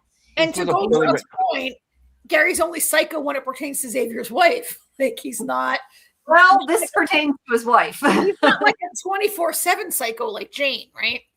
No, right. He's not psycho all the time, but he killed his best friend over her. So yeah, he's not a good guy, but and I wasn't here last week, but I thought he killed, like, it was weird how he killed Robbie. Robbie's just like, oh, she can go off and be with her husband now, blah blah, and like, boom. I love that we still call him Robbie. Because I'm like, wait, it hit me what you said. I'm like, wait, his name isn't Rob. Okay, now I know why. Yeah, Robbie. It's not like he really. I mean, what did Robbie really do long? He wasn't like, I'm in love with Terry and I want her. So, or he didn't say, like, I'm going to tell Terry to leave. Like, no, he just said, a very impulsive move, killing Robbie. Yeah, yeah. I mean, I think he maybe regretted it in the moment he did it. Like, I think it was like a, oh, shit, I shot my friend. I didn't mean to. No, but I mean, it wasn't like planned. I think like he did it in a moment of being scared. It wasn't planned. It wasn't planned. It was the moment he realized, oh shit, Terry's gonna leave. Yeah. I don't think it really accomplished what he was after, though. Let's put it that way. Let's see. Perhaps Xavier had a bit of compassion for Gary because he can understand why someone would be in love with Terry, but he didn't realize how obsessed with his wife he was and how dangerous that is. That's a good point. Maybe he felt connected to him. Maybe he felt connected to him because he loved his wife. Maybe. Well, anyway, moving on. And yes, I like that. He's straight in video game mode. He was in video game mode. He shot him down. Good. All right. So then we have. Wait, hold on. I lost where I was at. Sorry. Hold on a second. What do you mean you lost where I don't have this off. Okay. So she is getting put in the, not put in the prison, but well, yeah, she's being Robinson. Robinson, yes, is getting walked down to the underground prison there. And it's because, like, before they think she killed the president, which she didn't. Jane did. We know that. Oh, but I wasn't here last week, but that also was like ridiculously sloppy scene. Like Jane puts the knife, the little knife into Robinson's hand, but doesn't like put any blood on her. Right? Yeah. There's no blood on her. There's no, like, I thought it was a little weak, but to be fair, I thought that people that were pushing to find the original president's killer were her and Xavier, and neither of them are there working on it, so they're all bad at it. But yes, that was kind of a big. I did think the same thing, that there was no blood on her. Yeah, it would be pretty dumb to not see that, but yeah. All right, so there's a link. Take me to your leader. So he's still outside waiting, and this is where she is. I don't remember where she's going. Jane's coming to Sam's Jane's going to see. Jane's going to see. You put that picture there because Jane gives a big flex outside that door, and those guys are like, "You can't go in," and Jane's like, "Oh, the hell, I can't!" She's like, "I'm in charge now. I can go in." Yeah, she's basically like, stop me. Yeah, he's going to pick up Sinatra, and let's see. She tells her daughter that she'll take care of her mother or something like that. I won't let anything happen to her. Not saying I'm the one that shot her in the first place. She also suggests that they take the scenic route so they could show up late because it'd be a real power move. Oh yeah. I forgot about that. And then we get the flashback with her as a little girl. When she lost her mother and her imaginary friend is named Climby.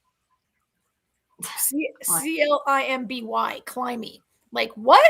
What is that even? I feel like there has to be more coming because why is her friend just not named like Kathy or whatever, right? What is Climby? Is that even a thing? Like Climby? Maybe it's a cat. I don't know. Maybe it's short for something.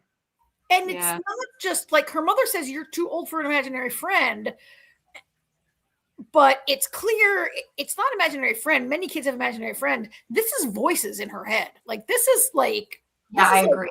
Hallucinating. Like this is a deep.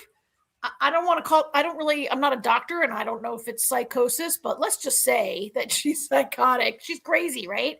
I shouldn't say she's crazy. There are people who hear voices and they go to treatment and they get it under control and they can live with it, right?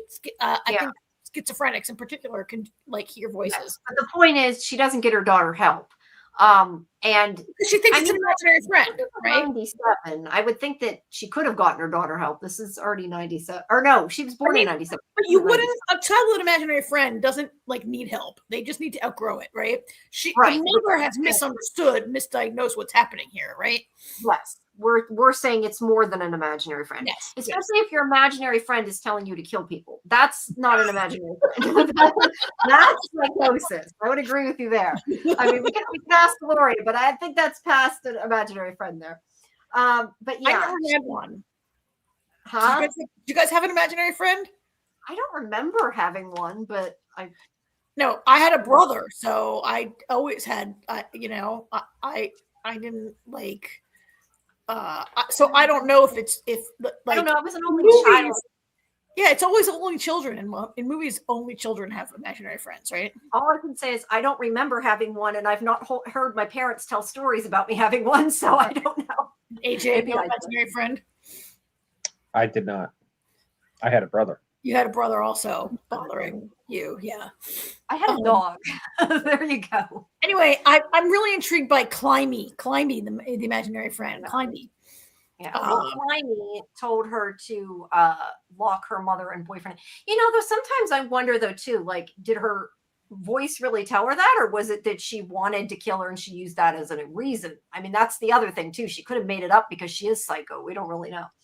But at any rate, she almost kills her mother and the boyfriend. I mean, I think look, I got major problems with this whole storyline. I think maybe at this point Jane is experimenting with this kind of stuff. I don't know if she really wants to kill her mother, but she definitely is threatening her mother. Like, she lets them out. She doesn't kill them, right? Like, she definitely wants to threaten her mother. She's definitely like not quite there yet, maybe. Yeah. But or she chickened out. We don't really know. But yes, she didn't kill them is the point. She did let them out. But either way, that's beyond okay. I mean, that's not good. Yeah. I mean, it's important that the mother appears to not be a great mother and not be interested in having a child. And part of it is it like this, would she have been a killer if Dawn didn't scream in her mother's face, your baby's a killer who must be stopped, and like it, that along with whatever depression. I mean, the mother definitely had depression and didn't want this baby, right? Like, we saw all of that, and like, but it's kind of. I mean, this is not the show we're watching, but did Dawn cause it by giving the mother this attitude? I don't know. Kimberly had an imaginary friend. Yes. And though she had brothers. I got a lot of problems with this storyline. I consider this a giant waste of time because I don't need it established I don't need Jane's background. It's enough for me that she's a hired killer and Samantha brought her down there. And I don't really need this big mommy issues kind of thing. I didn't mind the backstory if it was good backstory. Yeah, I was disappointed by the backstory, but after the backstory episode we got with Billy's was so intriguing. Billy's was really good. So I'm thinking, I can't wait to see what makes Jane tick because she's fucking psycho. Yeah. You know? Yeah, but she's... and there's a huge difference. I mean, you know, between Billy and Jane, whereas Billy is a mercenary, you know, but his whole story was really, you know, kind of sad. And I think, you know, Billy really loves Xavier and his kids, you know, like he never, you know what I mean? Like, I don't think he would ever have hurt Xavier. Whereas Jane doesn't give a fuck about nobody. It's true. She's just cuckoo for Cocoa Puffs. She is. Yeah, she's a little, sorry, I got distracted by watching Venezuela singing their national anthem. They have won the World Baseball Classic. Yeah, shush. I was watching it. I'm sorry. You haven't seen the end? Spoiled it. I already saw. No, I saw the end. Oh, you're shushing me because you're unhappy with the outcome. Yes. Yeah. That's right. Please like the stream, guys. Share it. Subscribe. It is always appreciated. We need to get up to 2,000 subscribers, guys. We're at 1,900. We've reached 1,900. We only need 100 more. All right. Anyway, yeah, I'm disappointed with the quality of the backstory. Bill, to reiterate, AJ, what you said, Billy's backstory was how he came to become a mercenary, and it was interesting and kind of deep. And Jane's is like garden variety TV psycho. Yeah. But it's funny. It's almost like this message was sent back in time. All right, we're just going to go with it. This message was sent back in time to stop her, but it might be what caused it in the first place. Yeah. Yeah. And this is when her mother. So this is when her mother screams at her like, "That guy was right, and you're the worst thing that's ever happened to me." Yes, you're right, Dieter. It's 2,000 subscribers, not 2,000 cash. I'm asking for 2,000 subscribers. Don't get me wrong. Because he wrote 2K incoming. He's not sending you yes, cash. I bet we're close to 2,000 subscribers. I should have specified. He's not sending you 2K. No, I was not asking for 2,000. That was pretty funny. Yeah. That was funny. Close. You guys know we got. Well, I was gonna say, what was it up? You know, you guys, I gotta say, I'm like amazed the way my video did. I'm so happy everybody shared it. It's at over 2.3 thousand viewers in the last couple days. The from video. So you guys are awesome. Great. Keep sharing the video. It helps. All right. Go ahead. So anyway, we don't like her backstory. No, it's dumb. Yeah, great. And all even right. You know. All right. Yeah, I'll get to that in a minute. Go ahead. Continue. Okay. Yeah. This is when Presley goes to Harper and says, "Your mom is not who you think she is." No, I didn't like this scene either. No, this is just her saying that she won't let anything happen to her mother, and it was creepy the way she said it to me. I mean, I know she didn't mean it creepy, but it came out creepy. I mean, they're establishing Jane's devotion to Samantha, like whereas previously, like. Okay, she shot her in the head, so I considered her a threat to Samantha, or shot her in the throat, right? But now it seems like she is truly devoted to Samantha. Well, and here's the funny thing: that I feel like Jane has taken a very drastic tonal shift. Yes, Jane has, you know, everything we've known about Jane, even after we found out she was a psycho killer after she killed Billy. She was still good at playing the wounded woman and you know, and Presley, I'm your best friend, and you know, she was very good at the manipulation. Now she just walks around like who can't see that she's nuts. Yeah. Well, I don't think she cares. I don't think she feels like she needs to hide it. But see that I disagree with that. Why wouldn't she care? She still needs to hide it. No, I said she thinks she need to hide it. But why would she think that? Because she's a crazy psycho killer. I didn't say it was a good thing. I just said I think she feels like it because she walks around like she is running everything. I mean, like you said earlier, when That's she's what I'm saying. Well, Her, she's got her Robinson's mask. job now. She's the head of the Secret Service detail. She's got Robinson's job. yeah, so she's, Yeah, but her I just feel like her mask has come off, and the character has shifted completely. Like she can't. I agree with you. She was really good at hiding her true self last season, and now she's just really seems kind of crazy in every scene, right? Like, yeah. Golden Child says Jimmy made up the reason she told Sinatra she needed her alive. That wasn't the real reason. Oh no, I really love the reason she needs her alive.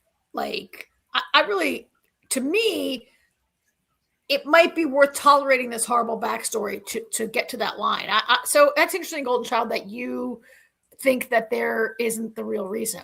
We're talking about later in the episode when she says, "I'm a weapon and I need someone to point me." Something like that. Yeah. Yeah. I love it. Yeah. It makes Jane sound more crazy, though. I think that makes Jane sound really self-aware, and that she would be like a loose cannon and maybe like more dangerous if she didn't have someone to channel her tendencies. Okay. I hadn't thought about it that way. I see what you're saying. Okay. That's interesting. I had not thought about that. Ooh, maybe Climby is her dark passenger. For anybody that watches Dexter. For anybody that watches Dexter. I don't watch Dexter. I know you don't. Need that. That's why I said all right. anybody. So we have Gabriella. What's her last? I don't know her last name. Dr. Gabby.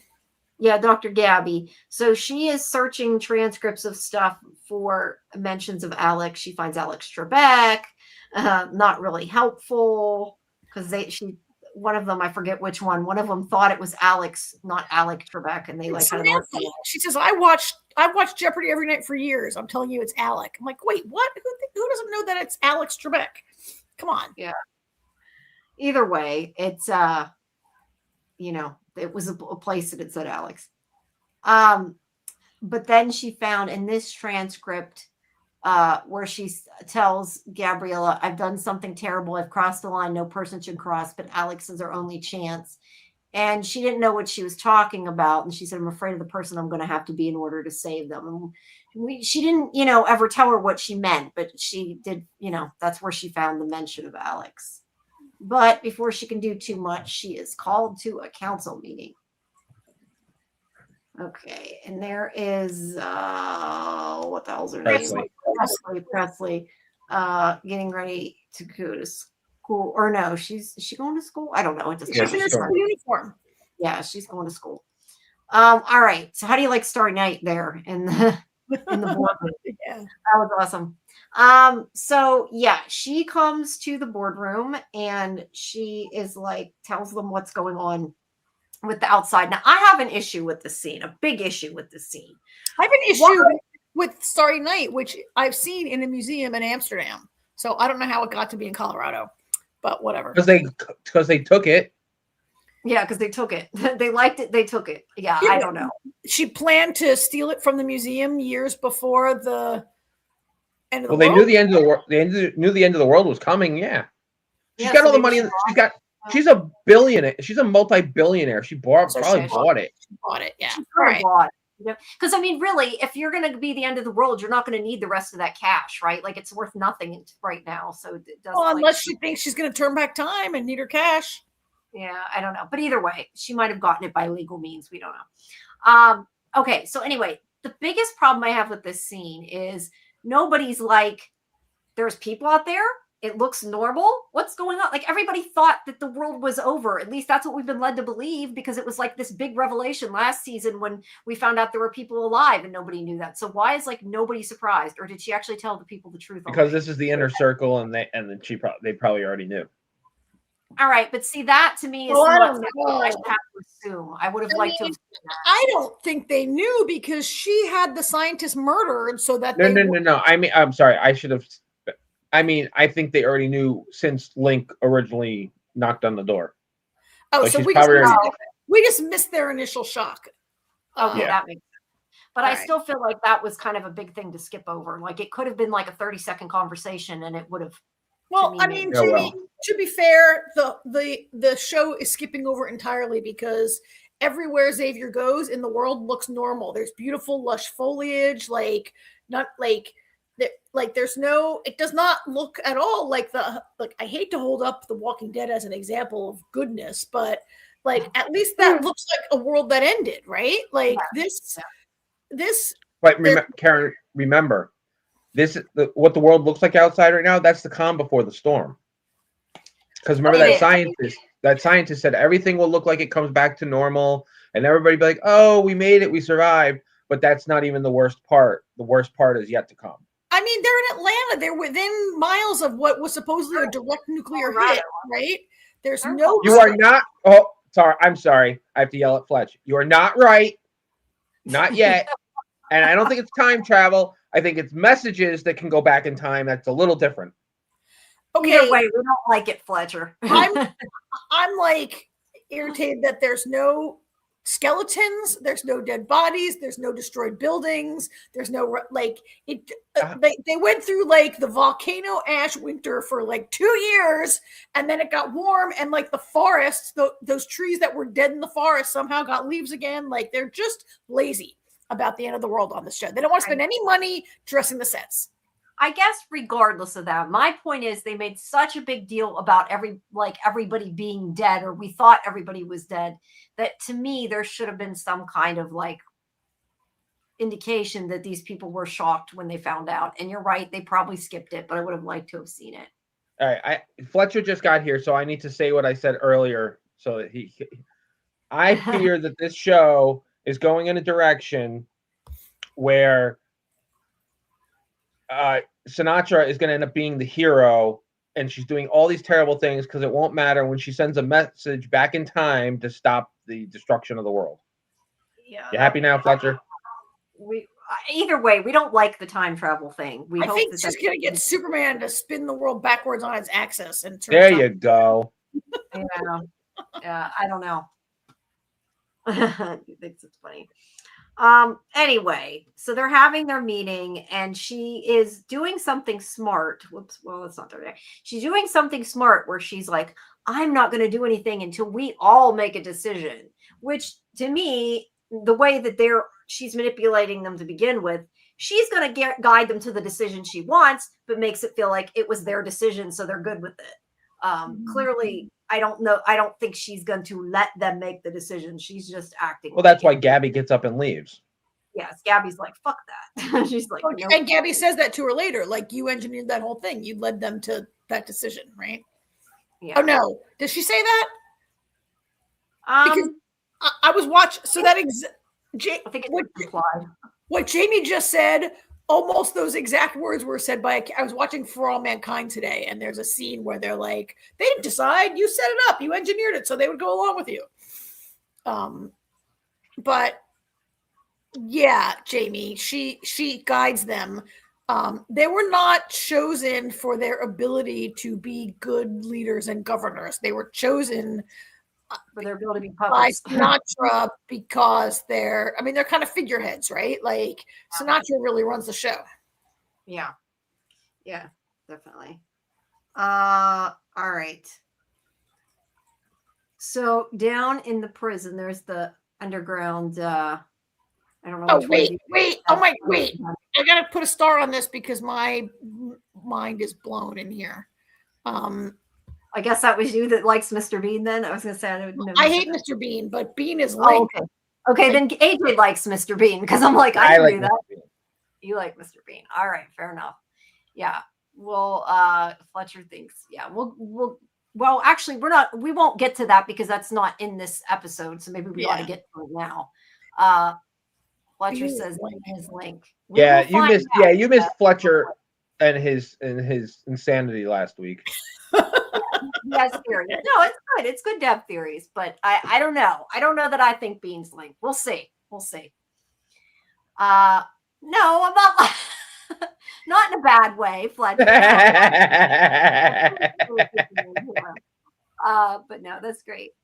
But yeah, just not my theory.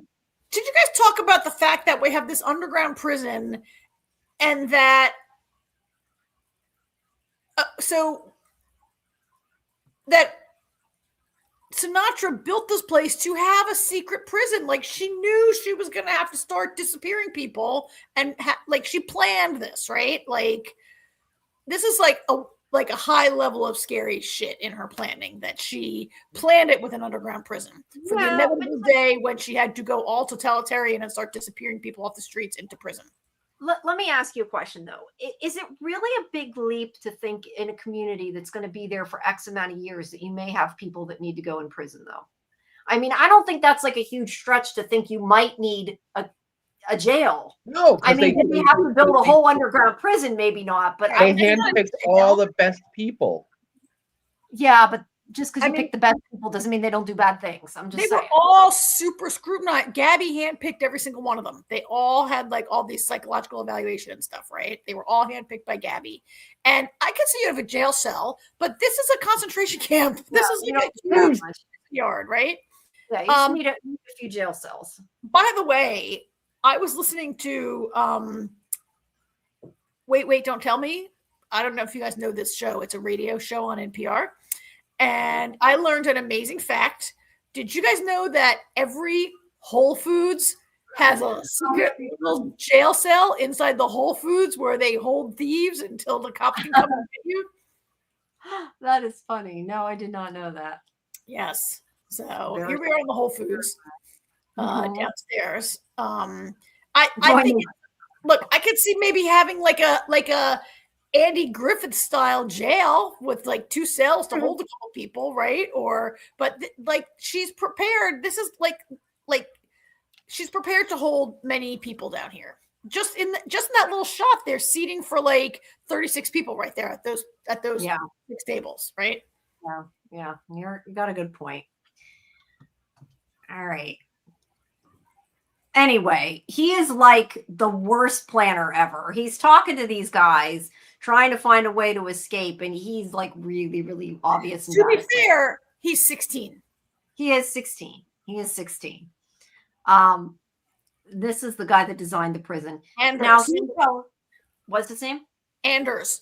Okay. Anders says something. I don't remember what he says, but something that it'll open the doors or something. What's he say? Do you remember what he said? He says you can't blow the doors open. There's no way to blow the doors open. However, if you turn off the oxygen system, then all the doors will automatically open because they got to breathe. Yeah. Now, you know what I thought when he said that? And this is my prediction. If they open the doors, what do you think is going to happen? All those people are outside trying to get in. If they open the doors, they can get in, not just people go out, right? But they don't know there's 50 people outside. No, but I'm saying I think that's where it's going. I think that they're going to open it and then they're going to come charging in. That's what I think anyway. Like in Fallout, when they opened the door for the wedding and everybody came and attacked them? Yeah, like in what? Fallout in the first I watched Fallout, and like the first I only watched the first 2 episodes. I hated it, but like they open the doors to let the people from the next bunker come for a wedding and they take over. That's when they attacked. Yeah, I forgot about that. I did see the first one. All right. So this is where Sinatra asks Jane.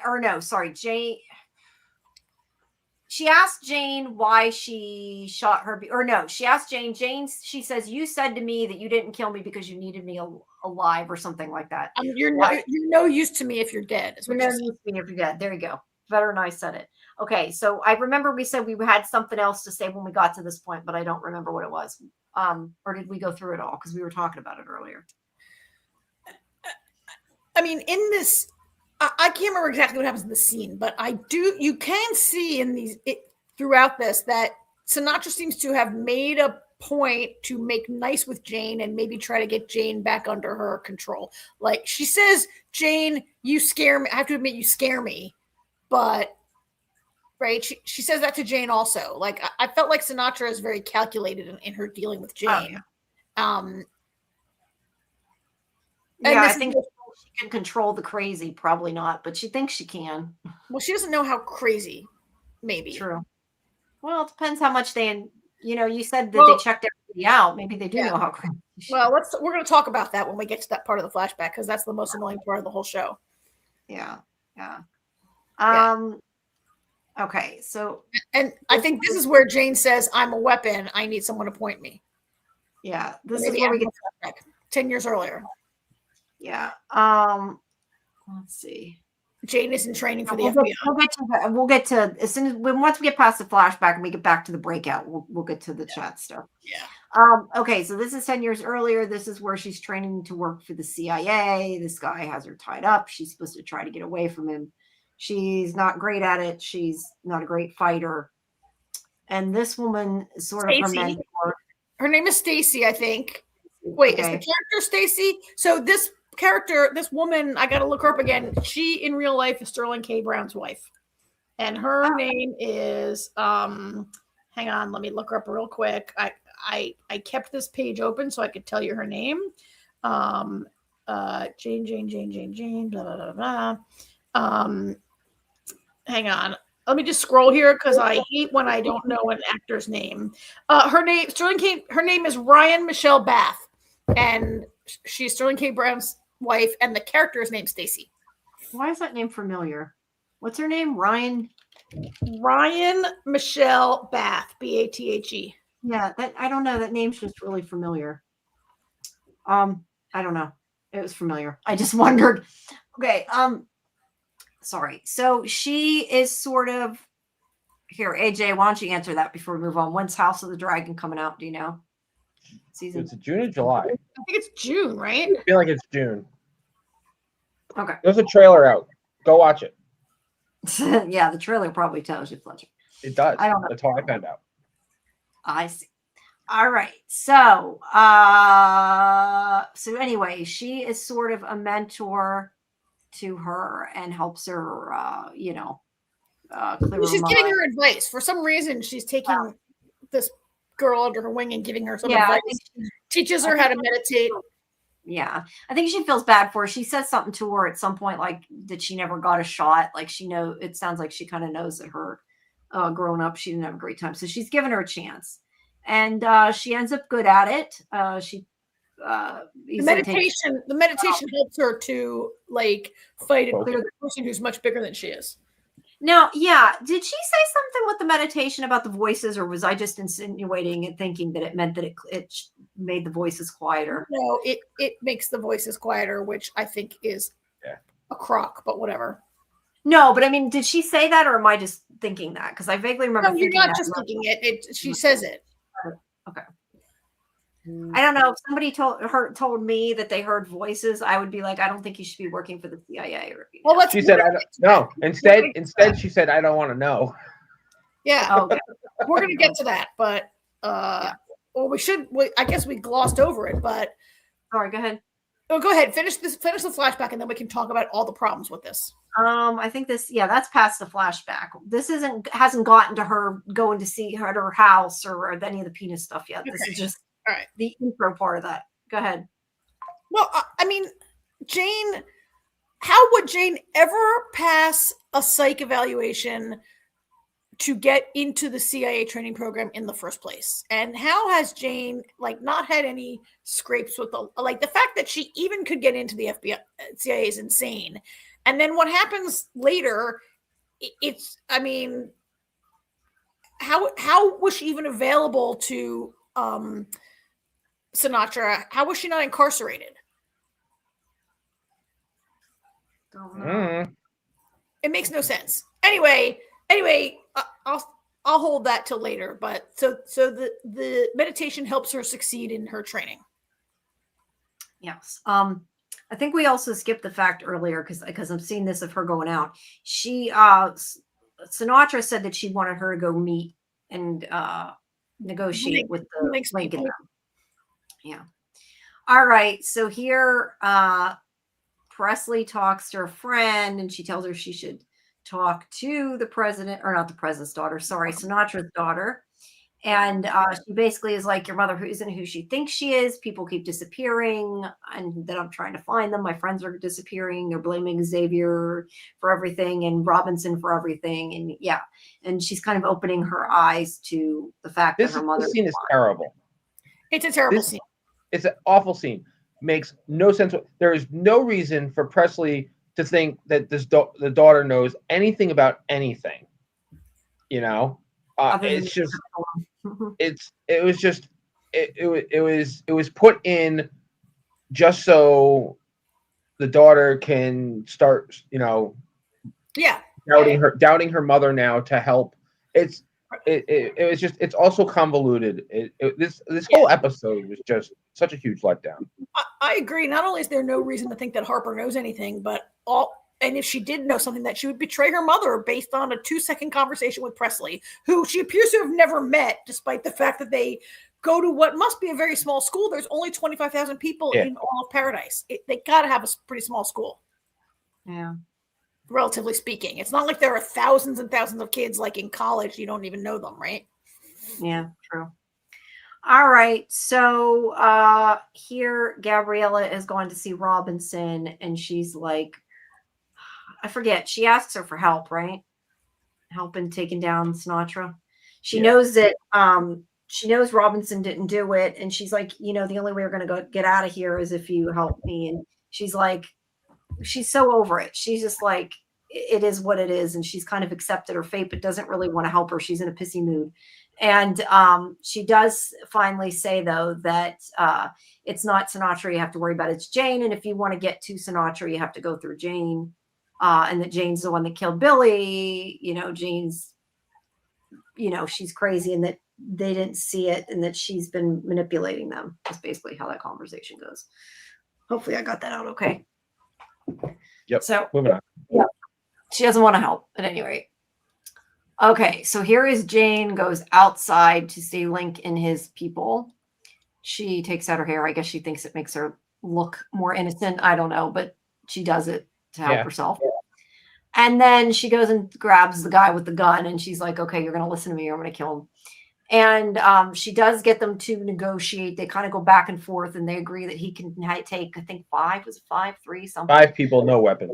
5 men in with him, or people in with him into the bunker, no weapons. And then she says they're gonna let her go, and they're not gonna stop her, and she's gonna go off. And then and apple pie. He says something about apple pie, and she's like, yes, apple pie. And she's like, yeah, we got that. That works. That was so dumb. Like, I just felt like this is the writers like trying to be a little cute here, and then they're shortchanging other scenes that require like better dialogue. I thought that was really ridiculous, and it's ridiculous on the part of Link. Like, what you're trying to negotiate, like for the future of humankind, and you're like, oh, bring me a slice of pie while you're at it, right? Like, I kind of felt like it was more him, I don't know, trying to say something like he knows that like they have stuff that's like he's asking for something inconsequential on purpose. I don't know. That's kind of how I took it. Like he's like they'll give him anything, but also just like that he knows that they're not. Look, if Jane was trying to hide the fact that they have everything, she wouldn't have come out in a dry clean 3-piece suit with a pure white shirt. Yeah, no, I don't think she's trying to hide it, but I think he's kind of trying to say that he knows that they have that kind of stuff in there, and like it's more like a flippant thing. I don't know. I just felt like there was I'm pretty sure Terry could have baked an apple pie in that train. Like it's not. Like, how hard is it to make an apple pie, right? Well, the world does not appear to really be that affected by an extinction level event. There's cans of baby formula everywhere. People heating up bottles for this random baby. Like it doesn't. Unless it's supposed to go back to that conversation of. All right, I think we're. All right, go ahead. Worrying too much about apple pie. You're right. Thank you, AJ. They did have that conversation about what do you miss about the real world. So maybe it was kind of back to that. He misses a pie. I don't know. Okay. Anyway, so back to Jane. Now I was going to bring up Kimberly's comment. I would assume they would do a comprehensive psych testing report on Jane, and I bet her MMP, I don't know what that is, would show that she has psychopathic tendencies. But I'm sure that is probably the case. Yeah, I don't think she would have been let into the CIA. I would agree with that. And that any CIA instructor would be like, oh, I really don't want to look at your psych evaluation. I don't really want to know. Like, what kind of dereliction of duty is that? Yeah, I know. Look, if this was like later and they knew they needed killers for hire to go into the bunker, then I'd say, okay, maybe. But yeah, them just glossing over that. Look, do I believe the CIA employs assassins? Probably. Do I think like they're like pick you off? Like, I don't think that this is how it goes. They're like, oh, that kid Jane would be a good assassin. Let's get her. No, they, like Yeah, if they were going to get an assassin, they would want one that was all there and not nuts. You build a good agent, and then you maybe put them into a specialty later. Yeah, right? I agree. So the point of this conversation, other than she's trying to help out Jane, is that she says that she was passed over for a promotion that a guy got that didn't deserve it, and Jane says, why did he get it? And she goes, because he has a dick, Jane, like, because he's a man. And Jane takes it a little too literal. But yeah, that's what that is about. Which obviously will come later with Crazy Jane, but that's just their conversation. Okay. Then we have Jane coming to see Sinatra, and I forget what this might be. I mean, this might be where she says, "You scare me." But what's important about the scene is what happens after Sinatra leaves the room. I think is what's important. You mean with I have an even bigger problem. This is where she gives her the Nintendo Switch, I think. Yeah. She gives her a Switch. But the thing with her daughter is also creepy too. With her, when she gives her daughter a look like, I'm like you, like she thinks she's her sister or something. Wasn't that here that she gave this weird look? Or was that earlier? I didn't catch a weird look, but I know where AJ's going. Why is there a Switch in a box laying around? Did Sinatra just have it laying around one day? Was she going to give it to her daughter and decided, I'll give it to Jane instead? She also had a box of Legos she gave that baby that was born 2 weeks ago. Like, she brought a lot of packaged toys down there for presents. Guess they wanted to have Christmas every year. I understand the president bringing the Wii. I understand the president wanting his Wii. That's fine. The Wii has been around a long time. Now, the Switch, granted, has been around a while. But why is it in a box? I mean, I don't think Sinatra will be worrying about. The computer told me to make sure I bring a Switch with me to the bunker one day. There we go. Never mind. All better. Yeah, I would agree with you that the only explanation to me that makes sense is it was for her daughter. But why would she have kept it there how many years and not given it to her? It doesn't make any sense, unless they took like backups of things that they. Yeah, it's just lazy. I think my computer is restarting. I'm warning you. I think I'm going to lose you guys. It's just bad writing. Yeah, I hear you, Jamie. It's just bad writing. It's not like, let's not try to like put thoughts into Sinatra's head. I think it's just bad writing. Yeah. So, but do you have the next shot, Jamie? What's the next screen? I can't see anything. My monitor went blank. I think Jamie's frozen. I think, AJ, this is the scene where Sinatra leaves the room and Jane like tries out her chair and tries out her hair and stuff like that. Well, no, she leaves first. She leaves and then comes back. She leaves and comes back. Okay. Yeah. I don't hear anything. We hear you. We hear you. Yes, we hear you, Jamie. We hear you. I'll text her because she's going to talk to the screen and to herself. Where's my I took care of that. You muted her? Yes. We hear you. All right, I'm okay now. I was talking and saying I fixed it, and I'm still muted. I'm still frozen though. I see. I don't know. It's know. Okay. Both my monitors went black all of a sudden. I'm like, what happened? It's okay. People are not here to watch us. They're here to watch the shots. So I think, yeah. So Sinatra leaves. She sits down and tries out Sinatra's chair. She tries out Sinatra's hair. And we start to see that she's got like a kind of a, at first I was like, when she sat in the chair, I thought, oh, does Jane want to like rule the world someday? But then when she tried out the hair, I was like, oh no, she has this unhealthy fixation on Sinatra. Yeah. And she, she says, oh, Jane, you did such a wonderful job. Yeah. I wonder if so Jane, I think, has serious mommy issues, right? No. Why would you think that? I don't know, because she went out of her way to please Stacy in the most psychotic fashion, and now she's trying to please Sinatra, right? And like, does Sinatra had her evaluated and knows that she has these psychotic mommy issues, and so she knows how to work her with the Wii or whatever, or is she just trying stuff out? Anyway, Sinatra's working her. Sinatra's smarter than Jane. Yes, I would agree with that. I think the conversation with her and Gabby is even more interesting because I kept thinking, oh my God, they're going to kill Gabby. Because she just came right at Jane. And I'm like, what are you doing? Well, she doesn't know. She apparently doesn't know how dangerous Jane is. She does. She just had the conversation with Robinson. Oh yeah, and Robinson Robinson just got done telling her she's killed 4 people that she knows of. Yeah, Robinson just told her that Jane is a killer. Yeah. And she came right after her, and I'm thinking, oh my God, there is nothing to stop Jane from just putting a bullet in her head. Yeah, it's a little crazy. Especially since she's estranged now. She was Samantha's best friend, but now they're kind of estranged, right? I do like Gabby. Like, I mean, I think Jane's too crazy for it to work, but I do like the tactic she's trying to use. She's like, yeah, I used to be close with Sinatra, and that didn't work out. So where do you think you're going to end up? Yeah. But that's not gonna that ploy is not gonna work with Jane. Yeah. All right, let's keep clicking. We gotta keep moving. Okay. I'm gonna put this up though. That's what Jane has plans to take Sinatra's spot. He thinks that's what she really did. Comment earlier when Golden Child commented that Golden Child commented that Jane told a lie when she said, "I'm a weapon. I need you to point me." I took it a different way. I think she wants her to be her mommy. I don't know. Like Kimberly said, a single white female vibe. Yeah, I don't know. It's creepy at any rate, whatever it is. All right. So we got more with the. Okay, it's not switching at all, is it? You guys aren't seeing my pictures switch. No. Okay.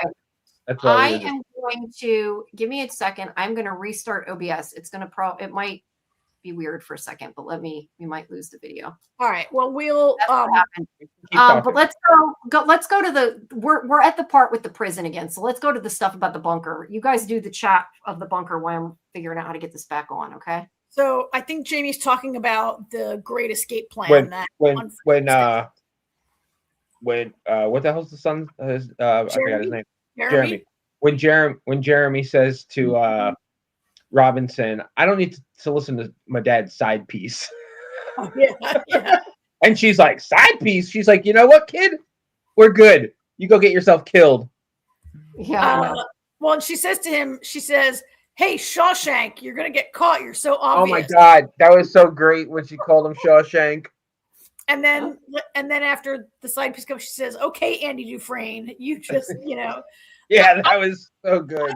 I thought this scene, I mean, probably the best part of the whole episode. It kind of was, and I don't always love writers reaching for a little snark like that, but it felt more like a natural conversation that people were having. It worked coming from Robinson.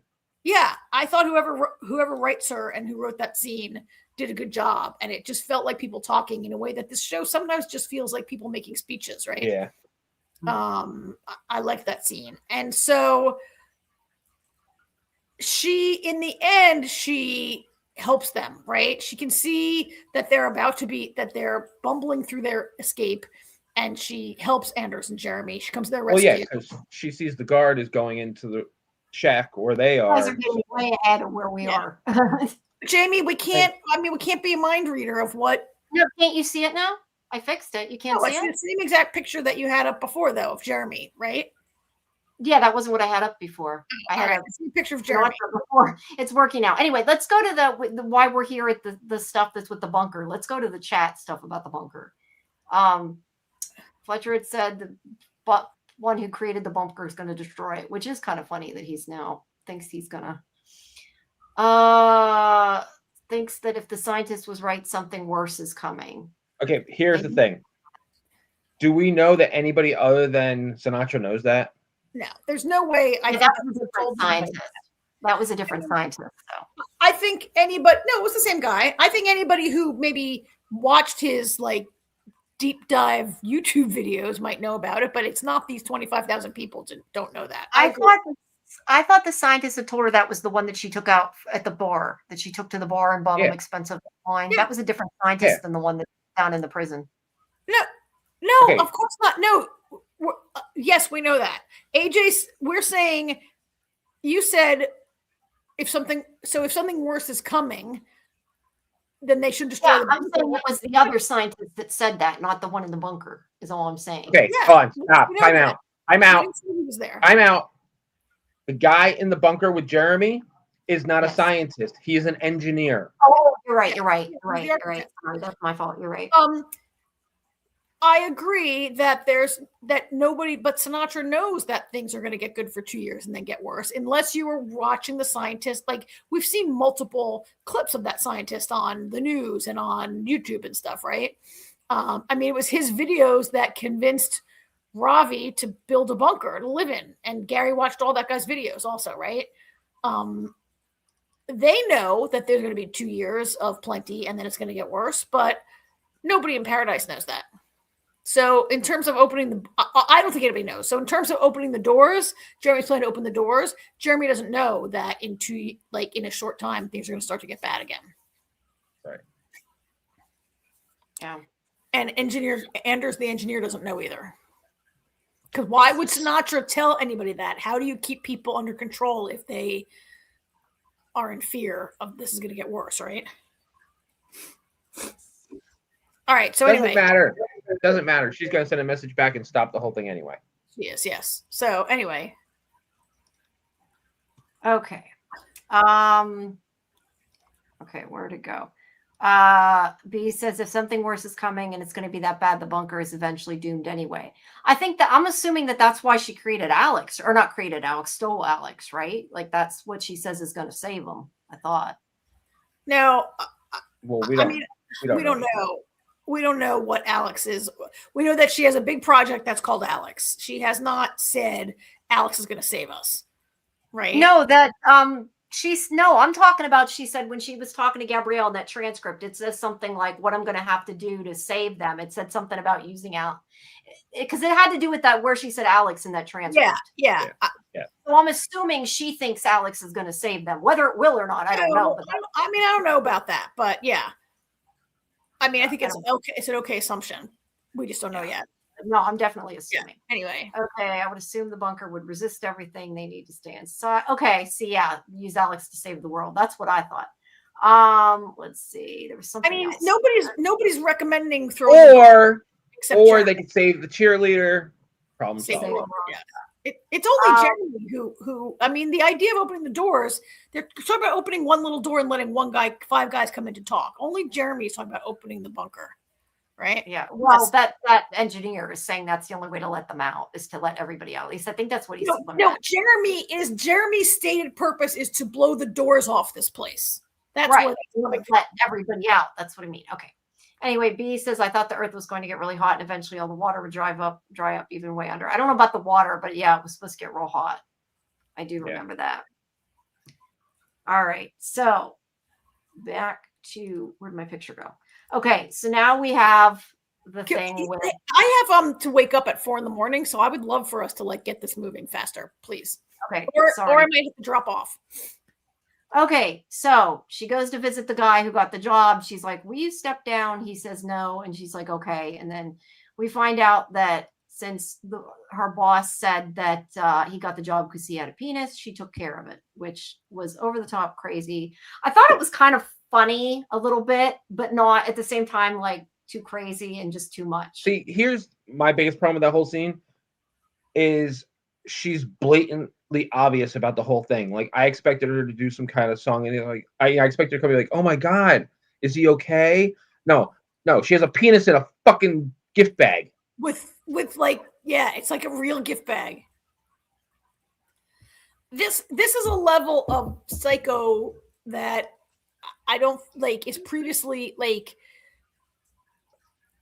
I think where Jane, if it was just that Jane beat the guy up and threatened him and then he quit the job or whatever, that would be more realistic and more menacing. To make Alex so out of touch with reality that she thinks someone would be happy to receive a severed penis in a bag is just so beyond, it makes it impossible for me to believe that she's able to sustain any idea of reality that we've seen coming.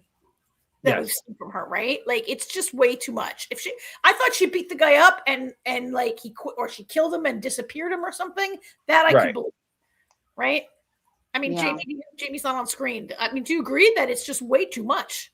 Yeah, I agree. It's way too much. I gave up. I can't fix the camera. I was trying. Yeah, I totally agree with you. It's crazy. It was over the top. I mean, like I said, it was kind of like the line was kind of funny and it was like shock value, but it was like bad for the story. I think they should have left that out, but it is what it is. Jane is insane. This is where she pretended to be her, but we already talked about that. You guys were just ahead. Yeah. All so right. the penis bit. Sorry, I have to also chime in here. Another thing that's annoying about it. How was she not jailed for this? Like how? So that's flashback part 2. Yeah. Yes, that was 10 years ago. So did I mean how was she not in jail? And like did Sinatra get her out of like it just makes no sense, right? Like We that still have 2 episodes. We may find out. Yeah, but I would assume you're right. Probably she tried to get her out of jail or had to get her out of jail or something. And again, bottom line, I do not care. Like we know that Jane is a cold-hearted killer, and that's all I really needed to know about her, right? I didn't need all this. This is the flashback that we didn't need. It's the flashback I wanted that ended up not wanting. Yeah. I wanted to see her flashback. I just wasn't expecting this crap.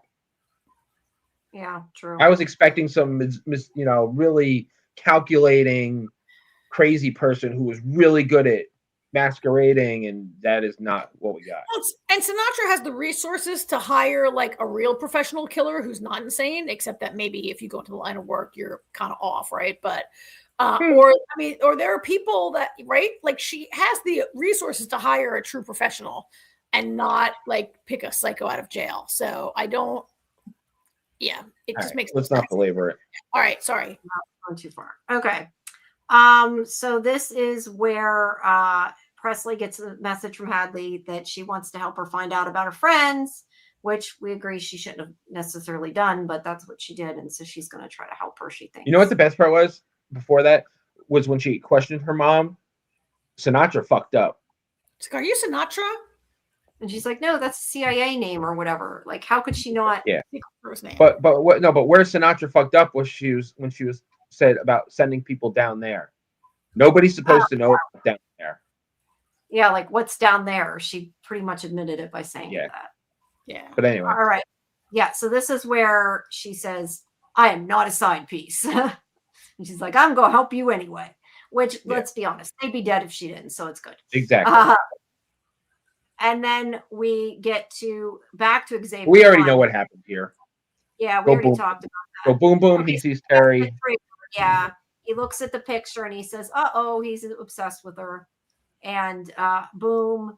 And then he finds out Terry's there, but she's not. It doesn't look like she's being held prisoner.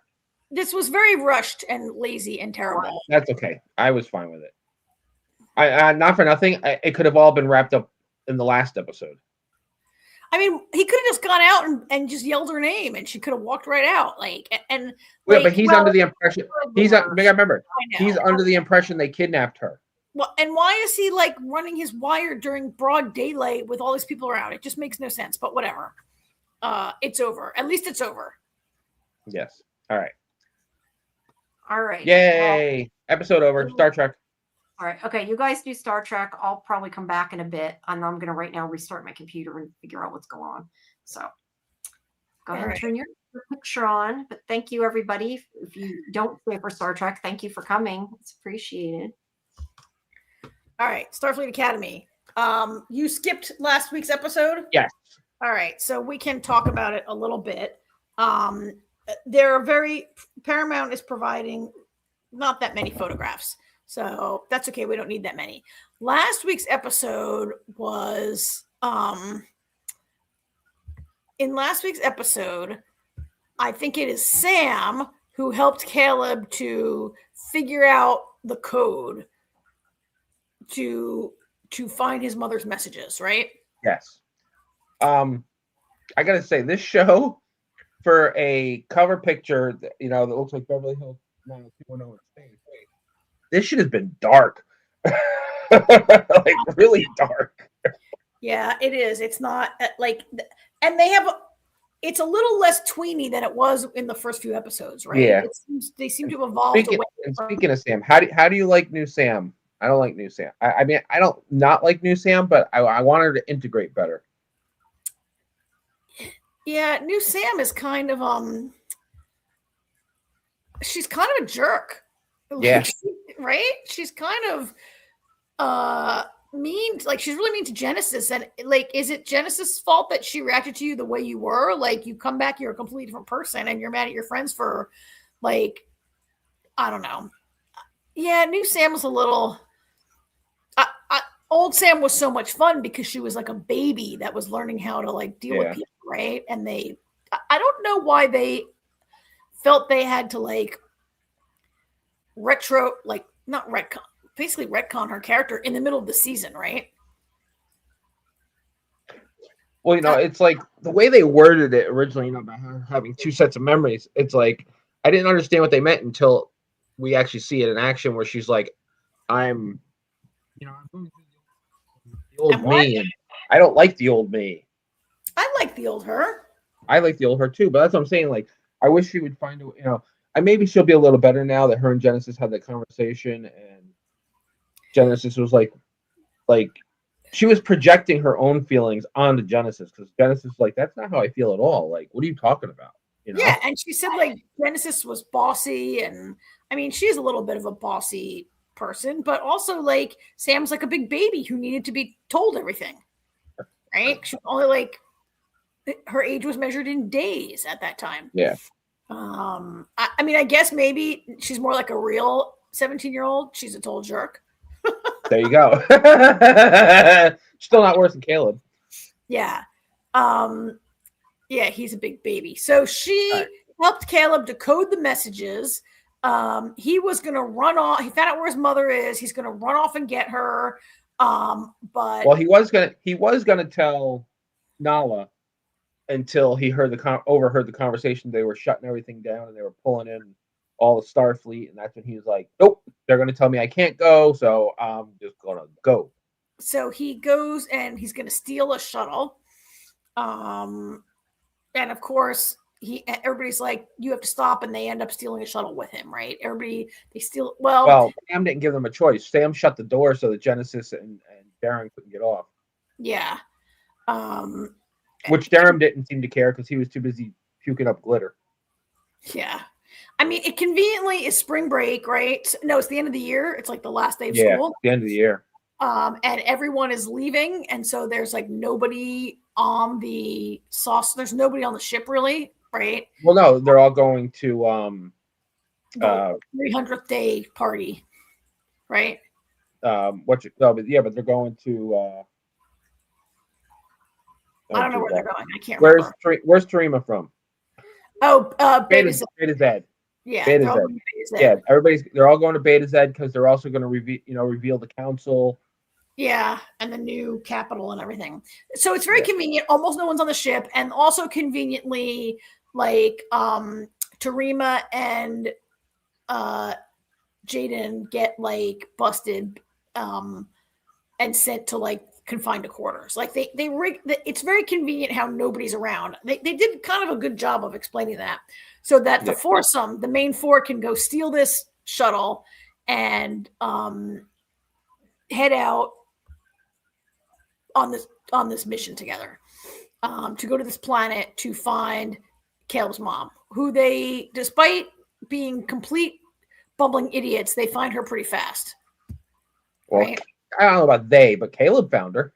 Well, Caleb found her. Yeah, Caleb found her pretty fast. Actually, they almost get killed. And Caleb's mom, who is the great Tatiana Maslany, who it was so great to see back, right? Here she is. Here's a better shot of her. There were things I didn't like about this episode. I didn't love this episode, but I love Tatiana Maslany, and it was great to see her. And is this her best work ever? No, but all of her work is great. Like, her baseline is great, right? So it was great to see her in these two episodes. But she's also kind of mean after being in prison and traumatized and ripped from her son and everything. Yeah. And she just wants to run off with Caleb, right? So they all have to like, and And Caleb's prepared to do it. Didn't you think I didn't think he would because the show is called Starfleet Academy and he's going to stay. But it did appear that he was thinking of running off with his mother, right? Oh, absolutely. I mean, that's been his plan all along. Was that he would leave Starfleet and go off with her. But it doesn't work out that way. And she ends up getting shot, right? Yep. And conveniently, Nala and Reno had found them. And the doctor. The threesome found them and beamed them up at the absolute last minute. Yeah. So that's really all that happens. Did you like last week's episode? I liked it. It was a good setup episode. I really was like I mean, I was intrigued by Bracca's plan. I didn't even talk about that at all. Yeah, I didn't even talk about that at all. So let's talk about that. With the it's the I forget, Omega. What was it? Omega 47 or some shit. Yeah. But it was pretty. You know, it's funny. It was so obvious to me what he was doing, and Starfleet was like, "Oh my god, he's encapsulated all of us, and now Starfleet can't get out." Like, no shit. Thank God our people were outside. I thought so.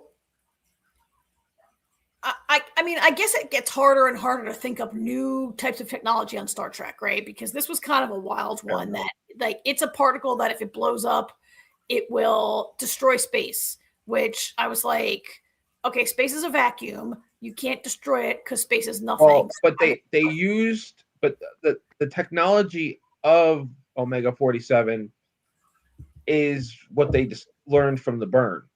Like, they found a way to take what happened with the burn and do something. They were trying to do something good with it, but Noose, of course, found a way to do something bad with it. And space will not be navigable. Well, they can't warp speed is basically what it. Yeah, it will destroy warp. You won't be able to warp for like 1,000 years, right? It's like a nuclear explosion. Yeah. I also thought it was kind of like you pointed this out. Like, so Starfleet knows that he stole all the technology off the space station. Somebody in Starfleet has an exact list of what was taken, and yet they're totally caught by surprise when he deploys their own technology against them. And they didn't see it coming, like, as he's ringing them in, right? I mean, and once again, Starfleet, like, they've sent everybody they sent all their ships away from the space station, so it was vulnerable to Noose. Now they send all of their ships away from Federation space to all go to Beta Z, and there's nobody, I mean, there are some ships that are trapped inside Federation space, right? Well, no, everybody's trapped inside Federation space. Yeah. Like, anybody that, like, they pulled everybody in tight. Yeah. And it's exactly what Noose wanted. That's why he set the one off. Yeah. To make everybody panic. Yeah. It just and Nala even's like, while they're talking that through, and she's like, "Why isn't he attacking anybody though? We're missing something." No shit.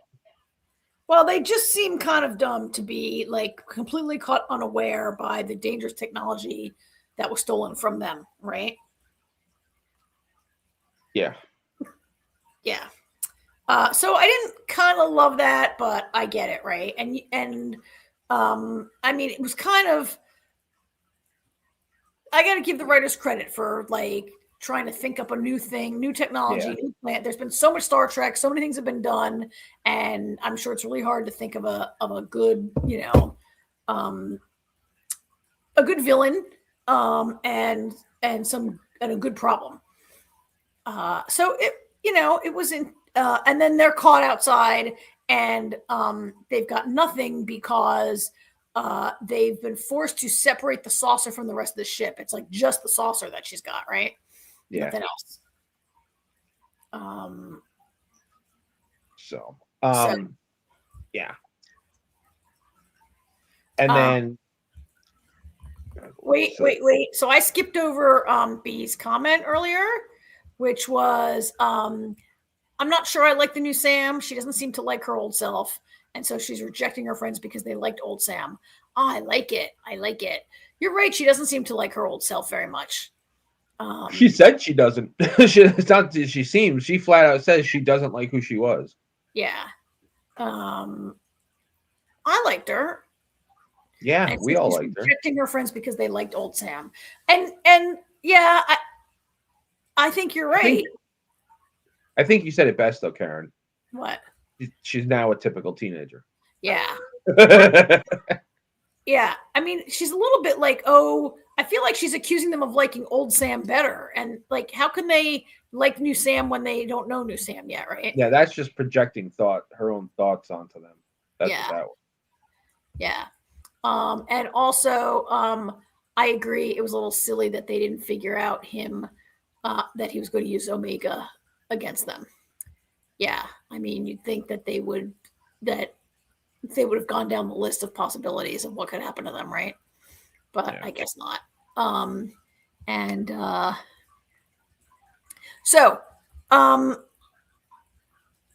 But you're right. It was all a big setup for the next episode. Yeah. This week's episode. Yeah. Finale episode. Noose grabs his two favorite ladies and starts a trial. Yeah, I really didn't like this episode.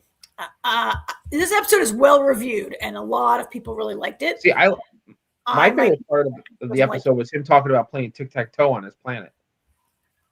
Oh, yeah. Yeah, and one of the things I have not loved about this show is the way they're using our contemporary language and slang and stuff, and like how would they I thought, oh, how does he even know tic-tac-toe? Is that some sort of universal game that everybody plays? But whatever. I just don't like Noose. And it's making me I hate him so much that it's making me not like Jamadi. But I felt that this episode was just everybody making speeches. Like, and how I hate a talky villain, right? AJ knows that I hate villains who are like give speeches. And this episode was mostly Noose giving speeches, except for occasionally the Chancellor would give a speech back to him. And then, Mom, Anisha, I think Anisha made a speech. And then there was another speech. And I just felt like it was speech after speech after speech. See, I actually liked the trial. I felt like everything came full circle. How'd you like the idea of the Federation being on trial?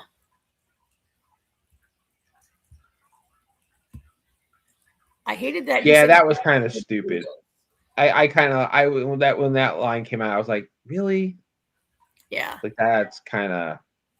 That's like 1,000 I don't know where they were going with that. Yeah, somebody thought that would be a funny joke, and it didn't. It fell flat. Yeah. I mean, I don't know. I liked the trial. I enjoyed everything on the ship. I tell you what, the real star of the episode is Tig Notaro. She absolutely killed it in this episode. Yeah, and I actually read an article that said Jet Reno is the glue that holds Starfleet together. And I purposely here she is. I knew I had they. I think Tig Notaro's a they. Uses they. Yeah, and we have occasionally felt that we're not getting enough Reno, not getting enough Tig in these episodes, right? And then Reno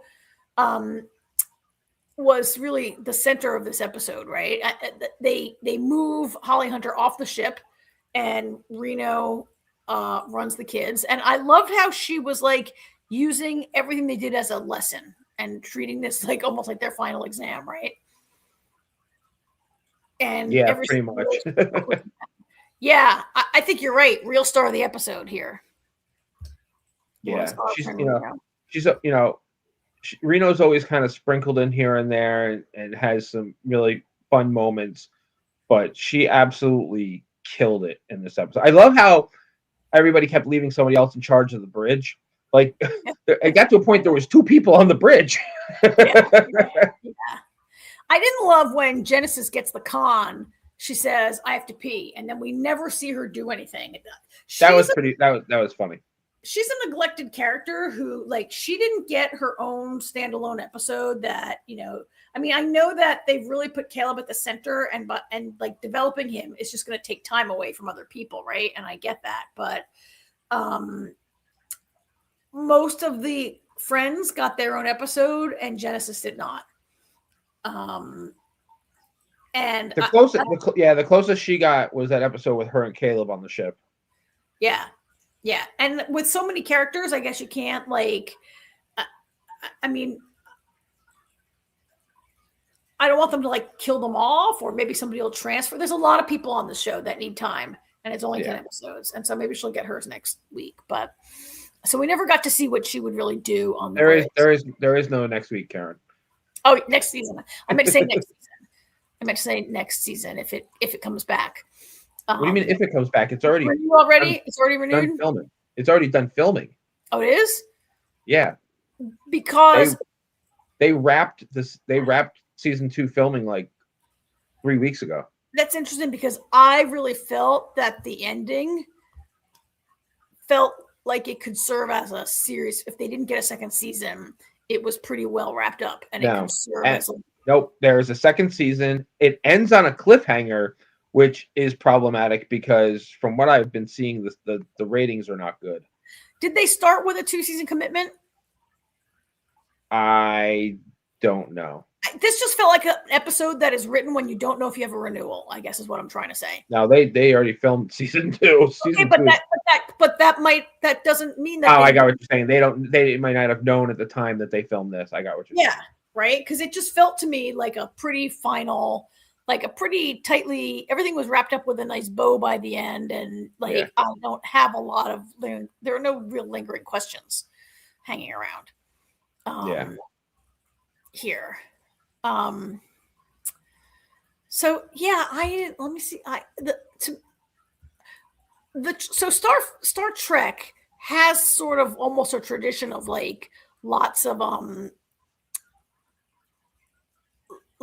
trials, right? Like, we have seen different people be on trial throughout maybe all the seasons, starting from the original series. And I can think of, like, Next Generation had multiple trial episodes. It was on TV a long time.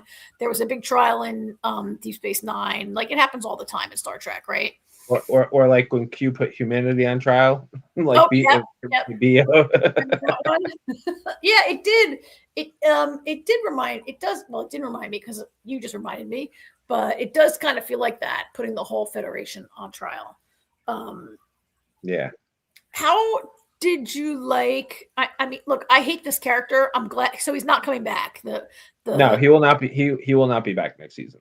And also, Tatiana Maslany will not be back next season. She will not. No, she will not be back either.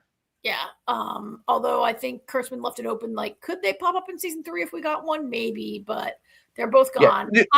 Noose doesn't have to come back. That story is over. Yeah. And Tatiana could show up in season 3. There's no reason that she couldn't. I hate this character. I don't wish to see him again. I liked him. I thought he was different. He was, not your typical Star Trek type villain. To me, he was just too much over the top. See, that's what I loved about him. And I would have liked to see Giamatti. That's actually what I loved about him. Giamatti just chewed the scenery in every spot he was in. Yeah. And so we had to wait till this episode to learn the reason he hates the Federation, which I thought all along, which is because I thought he was a little too mad for just I'm like, you are a villain. You get arrested all the time. Why do you hate Chancellor Ake so much, right? But he had a reason. Turns out he was wrong. Well, but not to hate her. She has, for some reason, she's come to represent the entire Federation for her. And we find out that it's really related to this childhood trauma of, he believes the Federation, like, opened fire on his town, right? And he's got all this long list of grievances against the Federation that really stem from when he was a child. And he's really, like, I guess, are we supposed to understand him as, like, emotionally, like, he's traumatized, right? Like he himself uses the word trauma pretty often. Like he says the word trauma in like almost every episode, I think. It stems from that, but you can tell it's also an excuse to just be a villain. Yeah. Yeah, I think you're right. He just likes being a villain. And so at the end, Nala, I don't have a better, I just took the glamour shot of her. At the end, she's like, wait, what? What? No, that's wrong. Your father blew up the planet by himself, or blew up your town. Yeah, well, it was because they were like, what color, are the pew pews? Yeah. They can't be red, they're blue. It was, I mean, I appreciate they did go through a little bit of science there to come up with to underpin it all. And I like the fact that Kayla's mom was in on it too, and she was like, she was like, they're blue and green. Yeah, she's because like, that's red. She has her own reason for hating Nala so much, and she's not capable. She says, "I'll never forgive you. I want you to be miserable every single day for the rest of your life for what you did." I think it's a little over the top there. I know these are very angry people, but so she's very angry at Nala for separating her from her son, right? But I mean, to be fair, what are we supposed to do? Let you raise your son in a prison? Like you can't do that, right? He, you know what? You didn't want to go to. I'm sorry that she's taking you to prison, but you killed someone, right? Like you shouldn't have been involved in killing someone. And she's like, "Oh no, I was just robbing the freighter. I didn't know somebody was going to get killed." Well, you still committed a crime. Like you knew you were committing a crime when you did it, right? Well, I mean, we even in that first episode, she even says, "Yeah, we were going to be lenient, but you're responsible for the death of a Starfleet soldier." You're yeah, and like I get it. Like they were starving. There's a little bit of like Jean Valjean here, where like you're stealing food because you're starving, right. And so you feel it's justified, and maybe it is, but you still stole from the Federation, and someone was killed. So she's really very irate in a way that I feel like they don't allow this character. There's no space for this storyline. The character can't have space to like have her own guilt about what she did, right? Like she doesn't seem to feel guilty at all about the role she played in being separated from her son. She doesn't. Well, it kind of, I mean, that does come around because when Nala's like, "You want to dance on somebody's graves? How about the guy that died that day?" Yeah. That you had a hand in being responsible. Noose might have pulled the trigger, but you were there. You were part of it. And he's a psycho. Like you took up with Noose Bronco, who you know to be like. Yeah. I mean, how could anybody not know that he's a dangerous and terrible person? Exactly. But they weren't able to write. There's no room in this episode for her to really take any responsibility. It's all Nala being evil, ripping her from her son. Well, he couldn't be raised in a prison. And she said she was going to send him to like a really nice prep school, right? Or like a little Starfleet, like awesome orphanage school. And he ran away from it. Yeah. So, but I guess like what parent, I mean, of course your defense mechanism is going to be like, no, it's not my fault, right? Like who's going to be like, yeah, I shouldn't have done that. I mean, I guess a normal adjusted person would be like, I shouldn't have done that.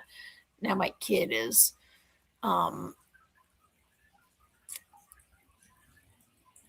yeah. And, Nala's also always like, she's always like, it was the burn. It was after the burn. Everything was messed up. We tried, right? It's a little pretty dark stuff. You're right.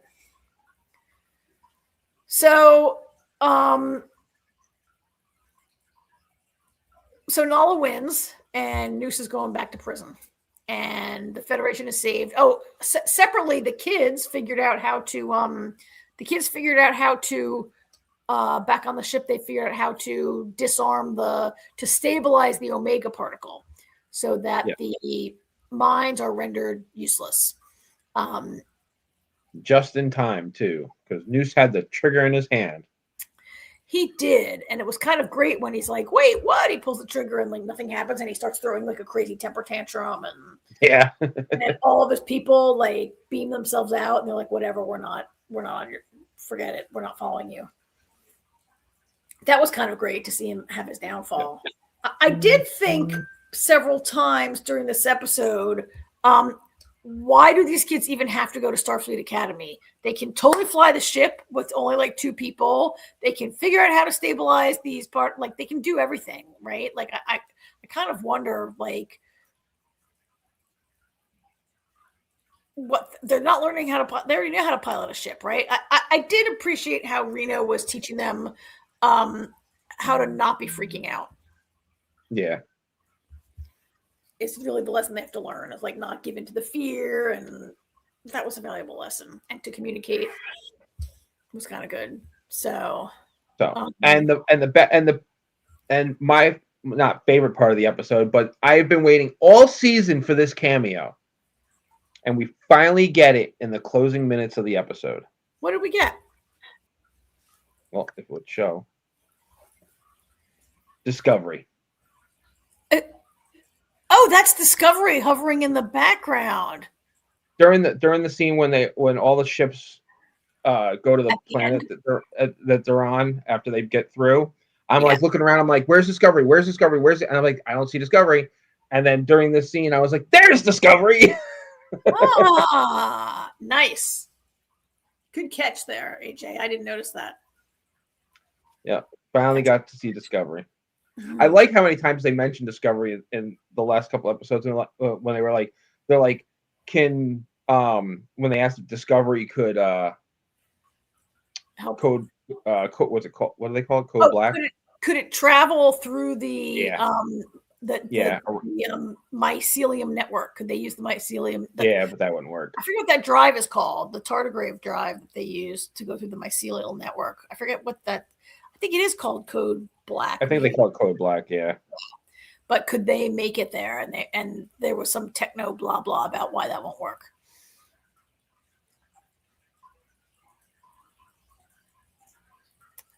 So, yeah. B brings up a good point. They haven't figured out which forks to use. Yes. Yeah, they gotta be. Although I think what's his name? The boy who vomits glitter. What's his name? Darren. Darren probably knows because he was the prince, right? Or he was going to be the prince. He might have taken a fork class. Also,